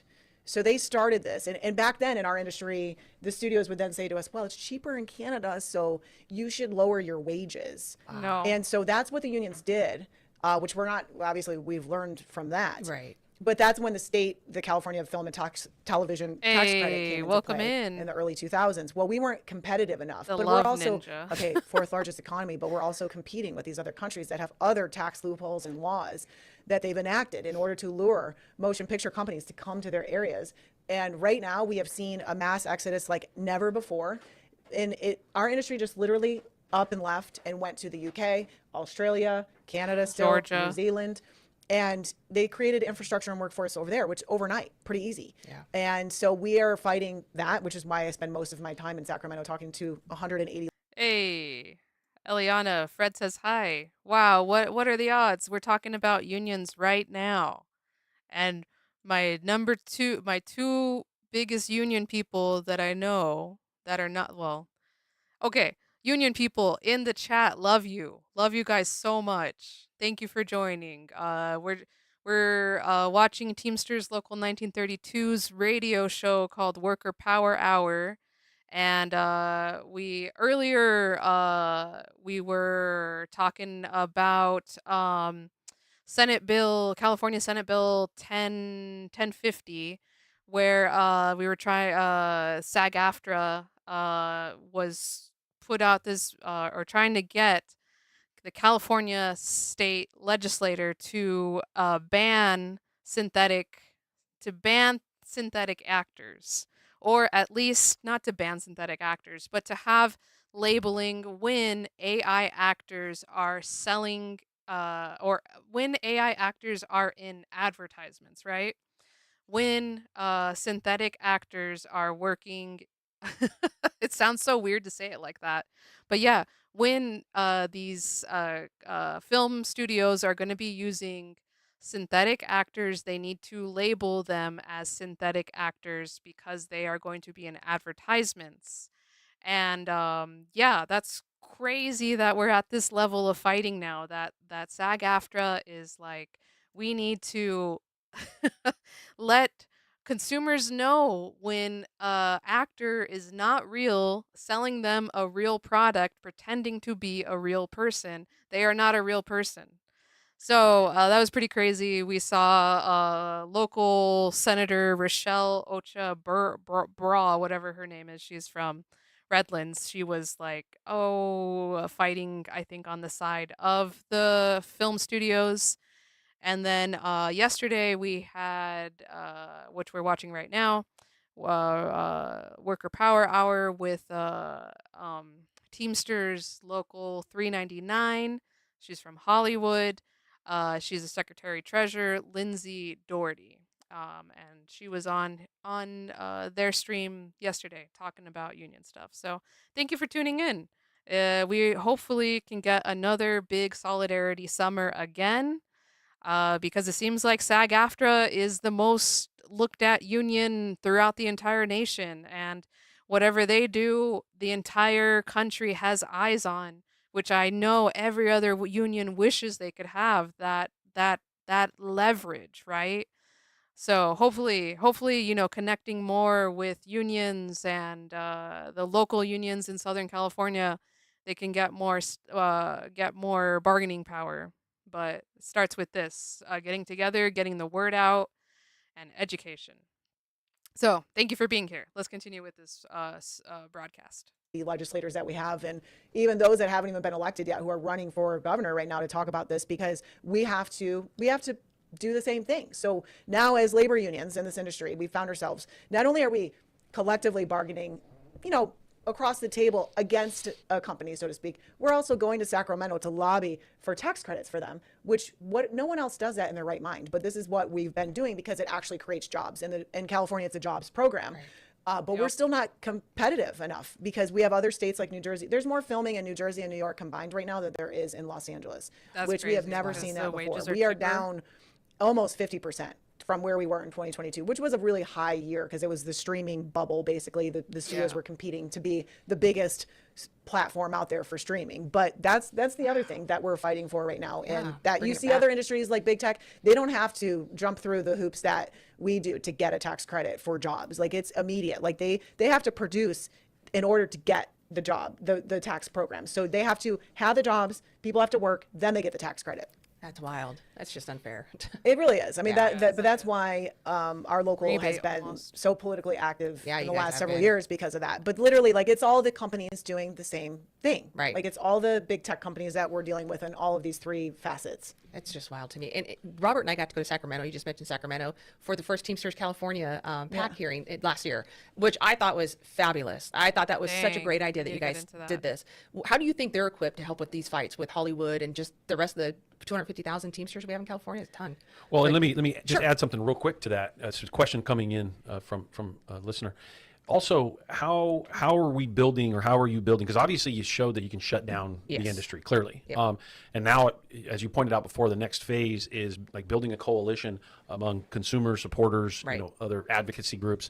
What's that look like in relation to the comment that you just made, or the question that Kathleen just did? So going back to the writer's strike, like, all the unions came together in a different way. Mm-hmm. And this is a generational thing too, because it's not like the first time it's ever happened. It has in our history, but we created this coalition, and we've had the Entertainment Union Coalition in play because of the film and television tax credit. So we're way more together and have more solidarity than ever before in our industry in terms of all the unions. Beautiful. But that is now, transformed into all of these other advocacy groups for filming, because it's not just unions and workers that are impacted. It's also communities. It's the small businesses. Yep. It's the independent producers. It's all of these people that are impacted. So we have also even with the antitrust stuff with Paramount, Skydance, and Warner Brothers Discovery, we're also partnering with groups like that, the American Civil Liberties Group. Like it's all nationwide now. But that's, I mean, it takes an entire coalition to actually have a meaningful conversation with some of these elected politicians too, because not all of them are going to listen to a labor organization. But we, and I would be willing to bet that there are more politicians in government lobbying for AI, lobbying for big tech, than there are politicians in government lobbying for workers' rights or lobbying for unions. Because this all comes down to money. Obviously, the unions are not going to have as much money as the film corporations, right? Like they have unlimited amount of money because they are just so big. But so yeah, of course they're going to have better representation in Congress and in our government because they have that money. Because we decided that corporations are people, my friend. Mitt Romney said that Citizens United, that corporations have the freedom of speech through through spending money, and that is free speech on the same level, I guess, that I as an individual person have free speech, but I guess I can't spend millions and millions of dollars for my favorite politicians because I don't have millions and millions of dollars. But corporations do, and if they have free speech, then they can exercise it however they want. Wow, it's terrible. Question too, like it's not just me, Lindsay Doherty from Teamsters Local 399 they want to hear from. It's getting our members up to Sacramento and having these, mass amounts of people send letters and do all of that. So that's really what we've been doing since the writer strike. And it's like endless because we have so many of these fights. But I will say to even to your question too about the 250,000 Teamsters in California, like we have 12 bills right now that we're pushing through Sacramento, and all of us, whether it's leadership or even local unions, are being educated on this, the political coordinators, and we're making more of a consolidated effort so that we're all talking about this. It's not just Teamsters Local 399 only talking about film and television. We're talking about antitrust. We're talking about Amazon, sanitation, all the other bills that we have that are helping support workers. And so that's really what we're trying to do is grow it because there is strength in numbers, which is what we need to do. We have to come together. It can't just be us screaming about this all the time. We have to have the community involved. We have to have everyone involved because it's not just one voice. And we see the elected officials do respond. I could just speak from the Amazon perspective, AB 288, what New York did, the Delivery Protection Act. We're seeing local elected officials step up, statewide officials step up, as well as congressional leaders. Some of them are leaning in and realizing, okay, we need to do something about that. But I've noticed that they're more responsive to your point, Lindsay. They're more responsive when they see the workers as the face. That it's not if we're obviously we're the representatives and we're elected into these positions to say what we're saying and to bring a position forward on policy. But I've noticed that, man, those elected officials are way more excited about it when they see workers, those affected by the policy in which those individuals are carrying. When they see it connected directly to the workers and there's a real face to it, it becomes way more powerful. And they fight like a lot harder at trying to get it done because they realize in the end there's got to be something that's tangible for the worker. Yeah, and last year we increased the film and television tax credit program. Wait, sorry. I just want to say real quick that 100% reiterate what he said, that having the workers be the face of the movement or whatever genuinely does get people in, or does connect with people, because why the heck would Donald Trump put on a little hard hat, or why the heck would Donald Trump get behind the McDonald's drive-through and pretend to serve French fries when in reality he doesn't, in a day in his life, has never need to wear a hard hat. He doesn't even know how to put it on properly. It's not even tightened. It's not even on his head all the way. But this resonated so much with blue collar workers throughout the United States. They were just like, this is my man. This is the guy who represents me. He's just like me. He's there in Charleston, West Virginia. I think this is when he was trying to do the big clean coal thing too. Okay, it's 2018. So yeah, this is before the 2020 election where he lost. But yeah, homie has been, this is what won people over. The fact that Donald Trump went there and said, I love coal, and put on a hard hat, pretended to shovel, coal or whatever the heck he was doing, pretended, with a little pickaxe or whatever, and that got people to vote for him. And it's just crazy. I don't even know what the Washington Free Beacon is, but they had this picture of Trump, and that's what I wanted. And it's just like, man, these people are dumb. People are easily fooled. Like, what is this poor old man who's wearing his outfit, shaking hands with Donald Trump? Like Trump does not care about this man's job. Trump would happily pay undocumented workers to replace these guys' jobs because he could pay them less, right? So it's stupid. We need real union representation out there, and this is it. These three people here are some of the most powerful union people I know. Program and modernize the program through 2 pieces of legislation. And it really, I mean, like, we're at rock bottom in our industry, which is part of why I think the politicians started listening. But the main reason is because so many people wrote to them, talked about it. I mean, we did our best to bring as many people up to Sacramento and to have many hearings, like as much as we possibly could do. But it was the workers and it was the community. It wasn't just Teamsters, it was the small businesses that were impacted, because I mean that's how bad it's been. Is there's been, we had 6,500 members in 2022, and now we're down to 4,500 in a matter of 2 years. Like we've 20,000 seen that less loss. It's how much the industry is consolidating and shaking down. Yeah, and because of the way technology has moved so fast, like they're producing less. They're not producing the highest quality content that you're used to seeing. Like people are looking on their phones now. Yep. And and part of that is there should be regulation on a lot of this of what you're looking at and seeing. But that's the world that we've found ourselves now with our smart devices. Yep. And corporate America having control, right? I mean, Exactly. all things lead to them, always. things, Like yep. it's. And that's 100% where people correct. have to wake up. It's like it is corporate. Like we can be in a capitalist country, but there needs to be guardrails. There needs to be regulation. Exactly. Telling corporations that they need to be more responsible is not anti-capitalism. Yeah. It's capitalism needs to be responsible. That's right. And there are examples of capitalism having a layer of responsibility, and that's partially what regulation does. That's right. When you argue that there's no regulation needed, that is irresponsible capitalism. Agreed. That is not. I mean, if you look at this country forming in 1776 based on capitalism, some would argue that that form of capitalism thought it was, obviously not just thought or argued, it was factual that you owned a race of people as a result of, and labor had zero rights. Legitimate. Labor as a whole had zero rights until 1865, and slavery was ended. And then it was another almost 70 years before laws started to get on the books to protect workers as a whole. The point is, the last thing corporate America is going to take care of is the worker. That's right. The last thing. That's why it needs rules and it needs regulatory factors, because they are just corporate America. Listeners, voters, the community have to pay attention to this stuff. Right. They've got to recognize that if you want a fair shake, the only way you're going to get it is if there's a rule to protect workers, because corporate America is not going to do it on their own. The free market. Right. The free market. Yep. The free market wants as much free labor going as back to what possible. we said earlier, which we all know this, that labor organizations are the most popular they've ever been, but union density is the lowest it's the been since lowest. the 20s. And it's not because people aren't trying to organize. Right. I mean, you have to organize, obviously, but the laws are not. It's funny, the protecting them. regulatory aspect on business has been completely freed up, but the regulatory aspect on unions has been increased tenfold. Yeah, That's right. So Crazy. what is it, big business? Right. Are we good with regulations or not? Yep. Because we're having to operate inside that regulatory system. Right. You need to operate inside of it too. It's only good when it Regulations benefits them. for unions, not for We just got a couple minutes here, corporations. Kathleen. Ridiculous. What's it like for you as a leader in the labor movement, as a woman leader in the labor movement here, to see Lindsay sitting in your studio in So excited. in 1932? Lindsay was the first Teamster I ever met. I don't know if you remember. We were at the So convention. cute. Randy had me backstage, and I was panicking, sheer panic about having to get up and do my speech. And you made me feel so welcomed and so good. I'll never forget that, because you were just like, you were busy doing your thing because you had a huge role in that convention as well.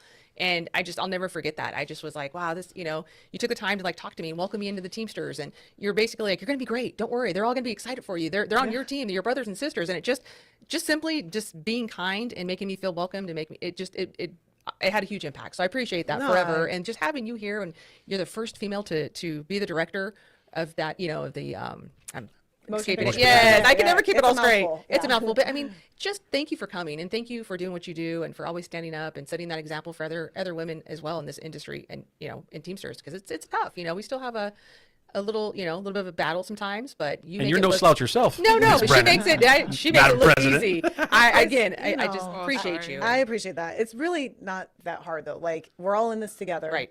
I am lucky enough to have been raised by great parents Yes. that working class, That's and my right. dad's a Heck Teamster, yeah. and Right. just treat people with respect, be kind, but also speak up when something's wrong. You know, Absolutely. and that's really Speak up when what we something's do. wrong. And it's very simple, but I will say, it is the fight that never ends. So never ends, we have right? I to know. keep that in mind when Yep. we're going full force all the time. What a great way to close the show. I got about 60 seconds left, and I'll do a shameless sort of plug or ask. All right. Go for As it. you, before I cut as Kathleen pointed out, thank you for coming. We really appreciate you sharing Yes, the thank platform. you. And I guess what I would Lindsay ask Doherty, is for you to help the labor for being movement and on the Worker union Power as a whole Hour to with help Randy agitate Corrigan this and platform. Kathleen Yeah, Brenner. Like we've seen a lot of positive come out of this between Yeah. billboards, buses, Yep. radio, Teamster Advantage, Chamber of Commerce. We're in almost 30 chambers.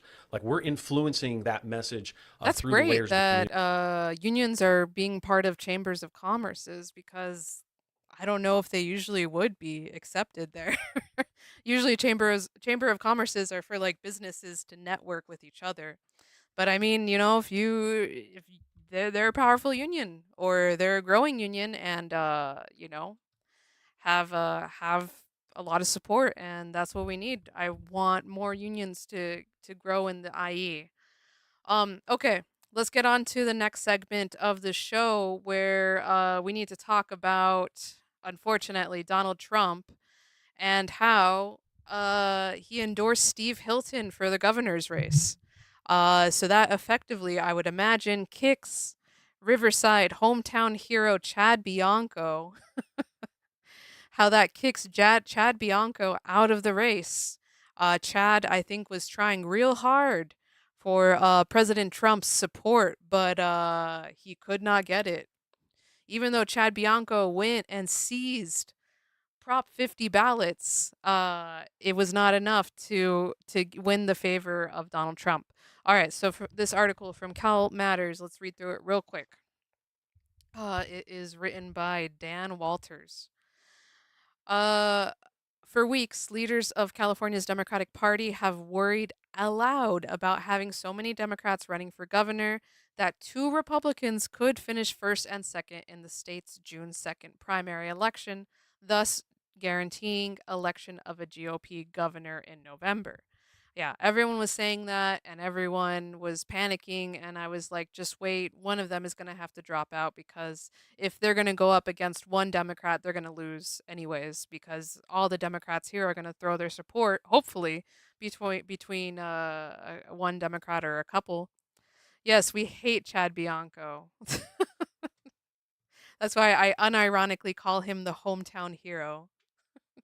Because I think if I was a Republican and I was choosing to vote for Steve Hilton or Chad Bianco, I ain't voting for no Fox News host. I ain't voting for no British Fox News host that moved to California in 2013 and said in 2025, let's make California great again. Homie, you don't know what California's greatness looked like. 2013 was maybe a great time in California, but you don't know because you're not from California. So how can you say make California great again? So that was the only reason I was supporting Chad Bianco, but obviously Chad is out now. He did not win support from Donald. Um all right. Trump endorsed Republican Steve Hilton, a former television commentator, over Chad Bianco, the Riverside County sheriff, reducing the likelihood of a 1-2 GOP outcome, which would be the only way a Republican governor could be elected in a deeply blue California. I have known and respected Steve Hilton, who is running for governor in California, for many years, Trump said on his Truth Social. He is a truly fine man, one who has watched as once great state has gone to hell. Gavin Newsom and the Demon Rats have done absolutely horrendous job. People are fleeing, crime is increasing, and taxes are the highest of any state in the country. Maybe the world. Wow, of course Donald Trump would throw that in there. Steve can turn it around before it's too late, and as president, I will help him to do so. Hilton, of course, was pleased, reciting his own litany of woes about California in a statement and concluding, quote unquote, "I'm grateful for the president's support.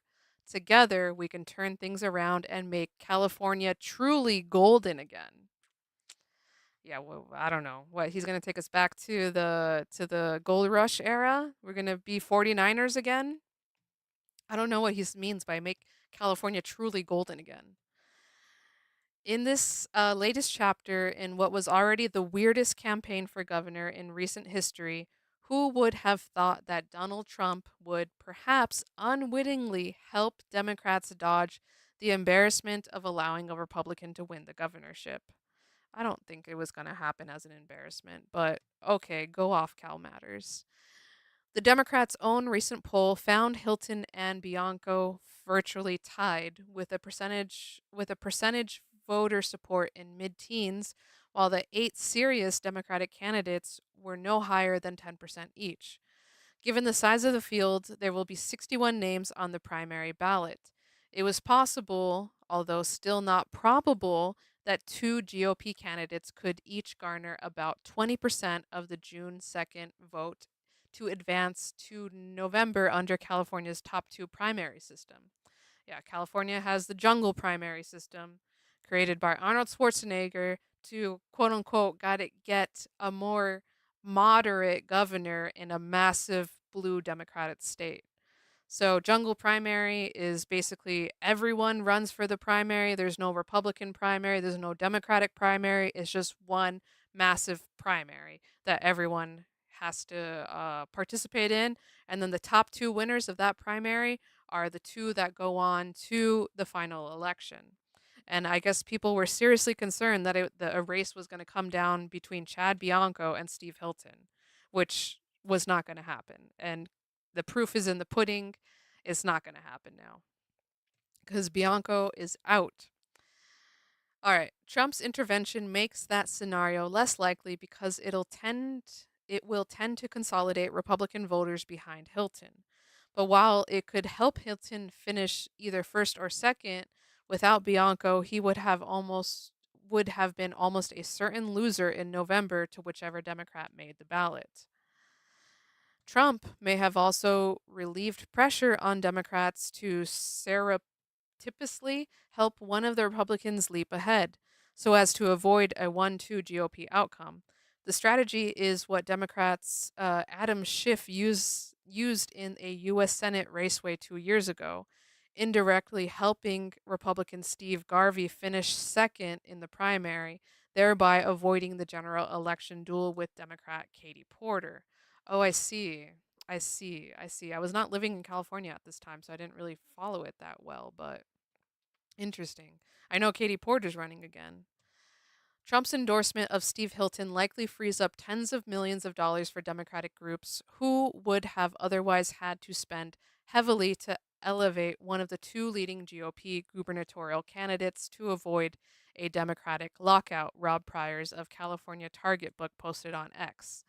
All of this maneuvering, however, does not absolutely close the door on a 1-2 GOP outcome in June. In a campaign as odd as this one, there are no sure things. Moreover, to fully exploit Trump's gift, Democrats must also sort out which of their candidates will carry the party's flag into a November victory. Yeah, and I don't know which Democrats are going to drop out. It seems like none of them are planning to drop out at the moment. So we'll see. At the moment, former Congresswoman Katie Porter, who's running for governor after losing the 2024 Senate race, appears to be tied with billionaire Tom Steyer and Congressman Eric Swalwell in the upper tier of the 8 serious Democratic candidates. However, the clock is ticking. Mail voting begins in about 4 weeks, and unless someone makes a breakthrough soon, it's still possible that Republicans could have a 1-2 finish, notwithstanding Trump's tactically foolish intervention. Why would you call it tactically foolish? Everyone needs endorsements. Okay. Oh, it was from Dan Walters. He's an opinion columnist, but I don't think this was an opinion piece. Oh, it was commentary. So maybe yes. Okay, well, either way, Steve Hilton is out. I mean, Steve Hilton is in, Chad Bianco is out. Let's see what the polls are saying.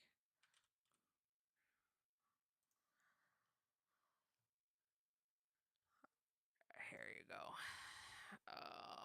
No, New York Times. Why do you have to paywall me? Why do I have to get paywalled, New York Times? Okay, let's go back to Cal Matters. They don't paywall me. Oh, but this is not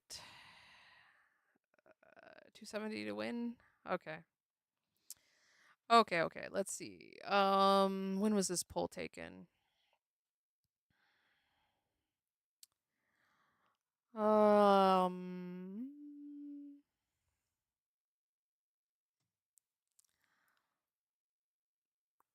Well, okay, it's a mix of polls. Wait, let's go back and check out the Emerson College polling.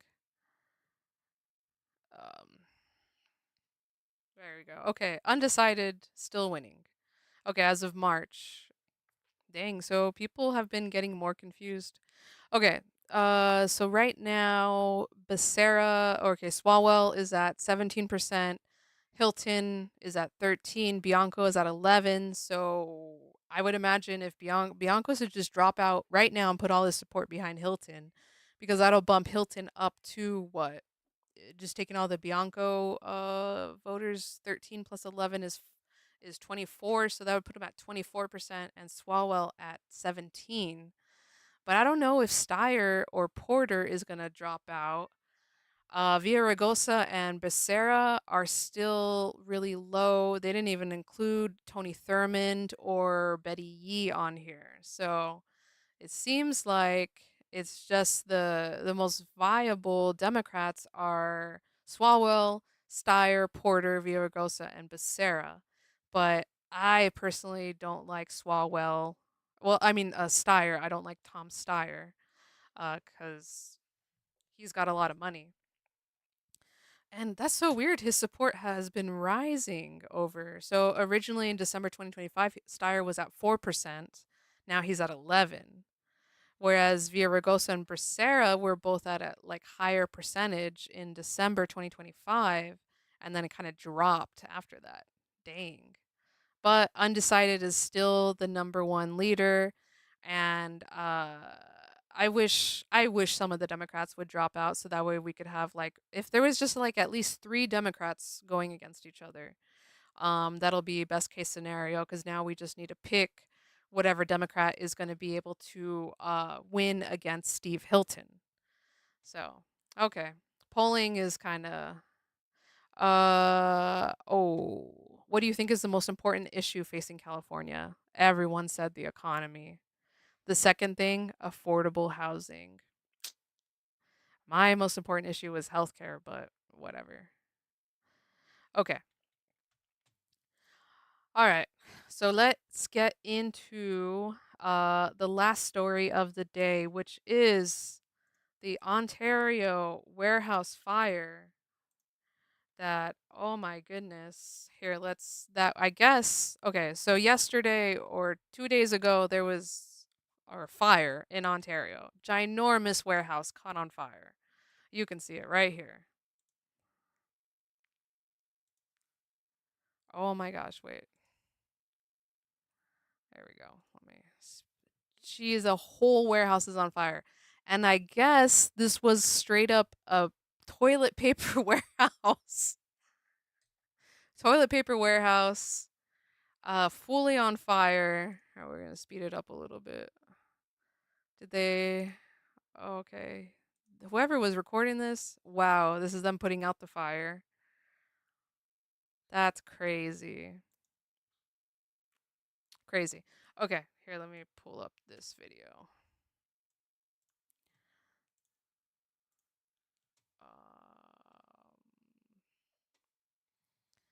The skies above Ontario were filled with smoke.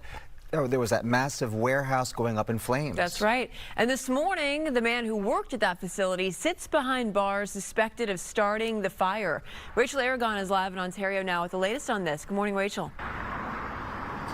Hey, Bob, Jen, good morning. A much quieter scene out here in Ontario, just outside this Kimberly-Clark facility. But take a look at this video right here. This is a good view of someone driving towards this industrial complex. And it really gives you a picture of just how massive the fire and smoke and flames were yesterday for so many people in this area. As you mentioned before, that we have new information this morning, and we're learning more about the suspect arrested and suspected of setting this massive warehouse on fire. Police have identified him as Chapel Abdul Karim, a 29-year-old Highland resident. Ontario police say initially he was believed to be an employee of Kimberly-Clark. Now it's been confirmed he's an employee of NFI Industries, which is a third-party distribution company of Kimberly-Clark. We know around 20 or so employees were inside this facility when the fire broke out. For some background here, this facility houses larger quantities of household products, things like Kleenex and toilet paper. Officials confirming to us that while the internal sprinkler system was active, I want to know how many chemicals were in here that burned up and that are in my air right now, which is crazy. Is it, even if it was just Kleenex and toilet paper, how many chemicals are in that it literally, is now in the air? as you can imagine, that fire really set off because there was so much fuel for the flames with those paper products. Well, as they try to zero in on a motive of this suspect, Ontario Police Department really looking into reports of the suspect's social media posts and his background. Take a listen on the latest on the investigation. We have had reports, different information from that he did give some information on social media. We can't go into specifics as to what that information is, but everything is being monitored and will be taken into consideration for the investigation. What is posted on his social media, we don't have that specific information, or rather we can't give specific information as to what is posted on his social media, but what we can say is we're looking into all the information and all tips that were given for the investigation. There you can see a full overhead shot of the warehouse on fire, and you can see it's literally one street away from a bunch of homes. It's so many homes right across the street. It's crazy. Actually, I wanted to pull up a map, but hopefully I don't dox myself. So that way you can get a view of just how big this area was that burned. Okay.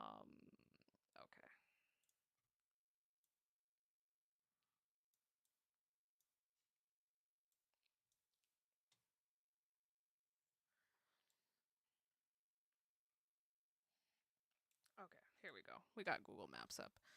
Okay.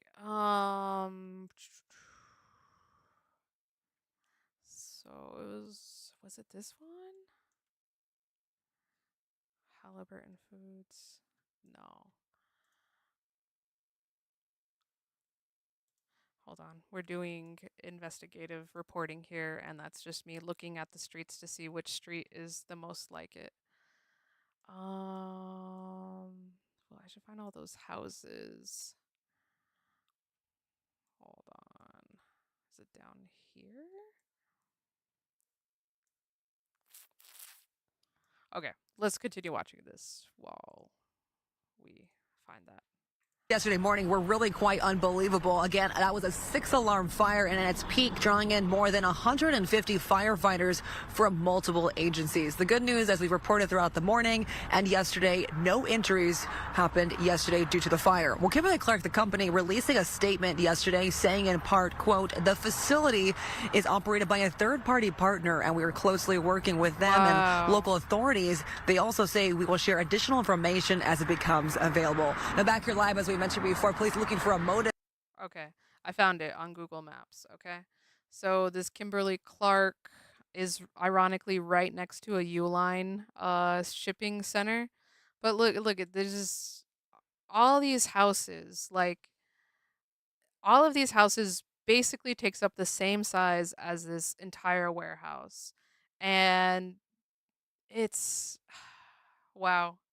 Okay, so it's this. Here, let me like drop a pin. There we go. There you go. You can see it's south of Ontario Airport. You can see there's all these houses around, and then there's just warehouses in this entire section, and that's bad. Like it's not just the people that are right next to the warehouse that burned. it's also the homes that are in the surrounding area.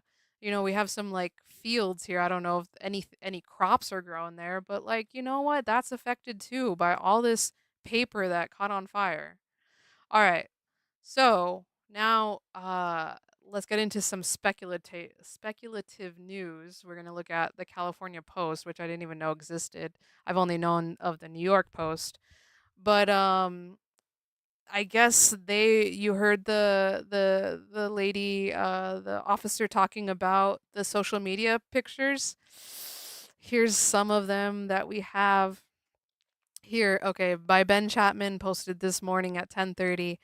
A video allegedly taken by the twisted firebug who started a massive warehouse blaze in Ontario shows him lighting the blaze while apparently criticizing his employer.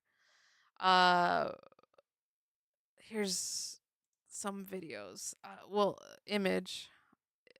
Oh my God. It's like, I don't know. I mean, someone could have used AI to make this, I'm sure, but oh my God. Okay, let's see.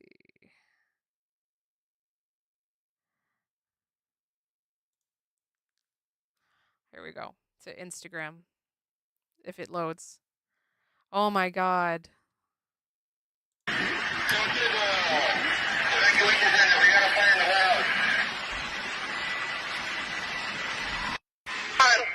Should have paid us enough to fucking live.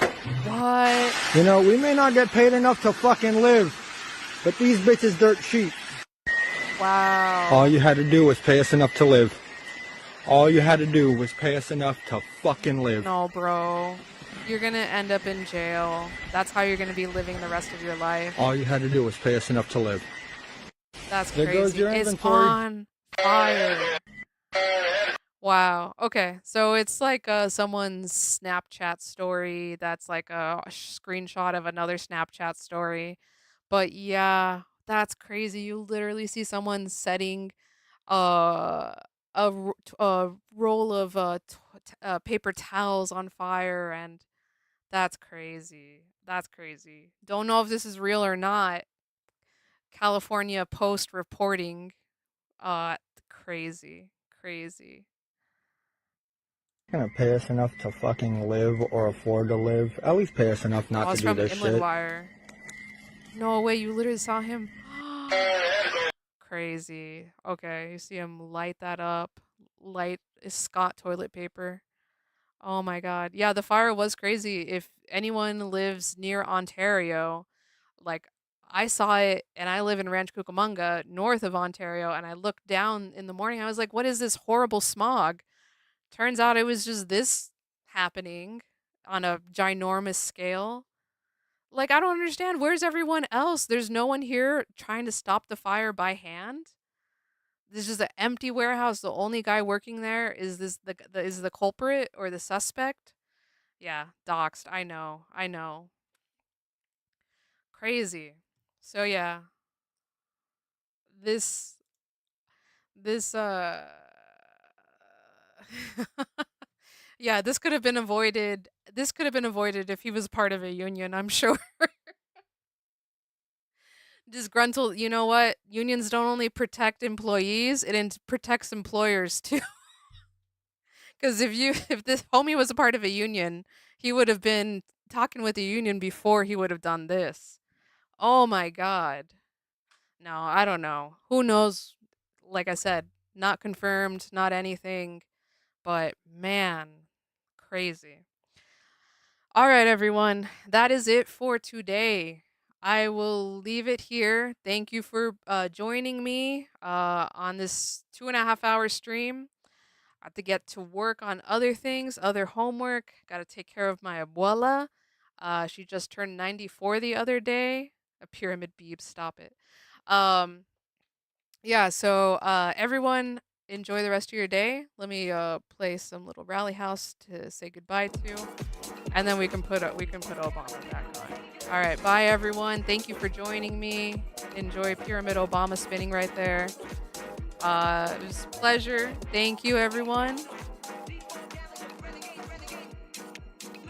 All right.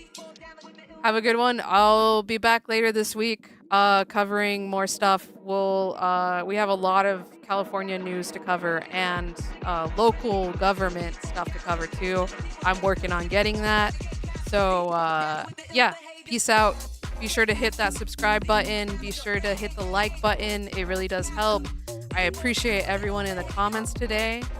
Have a good rest of your day. Thank you.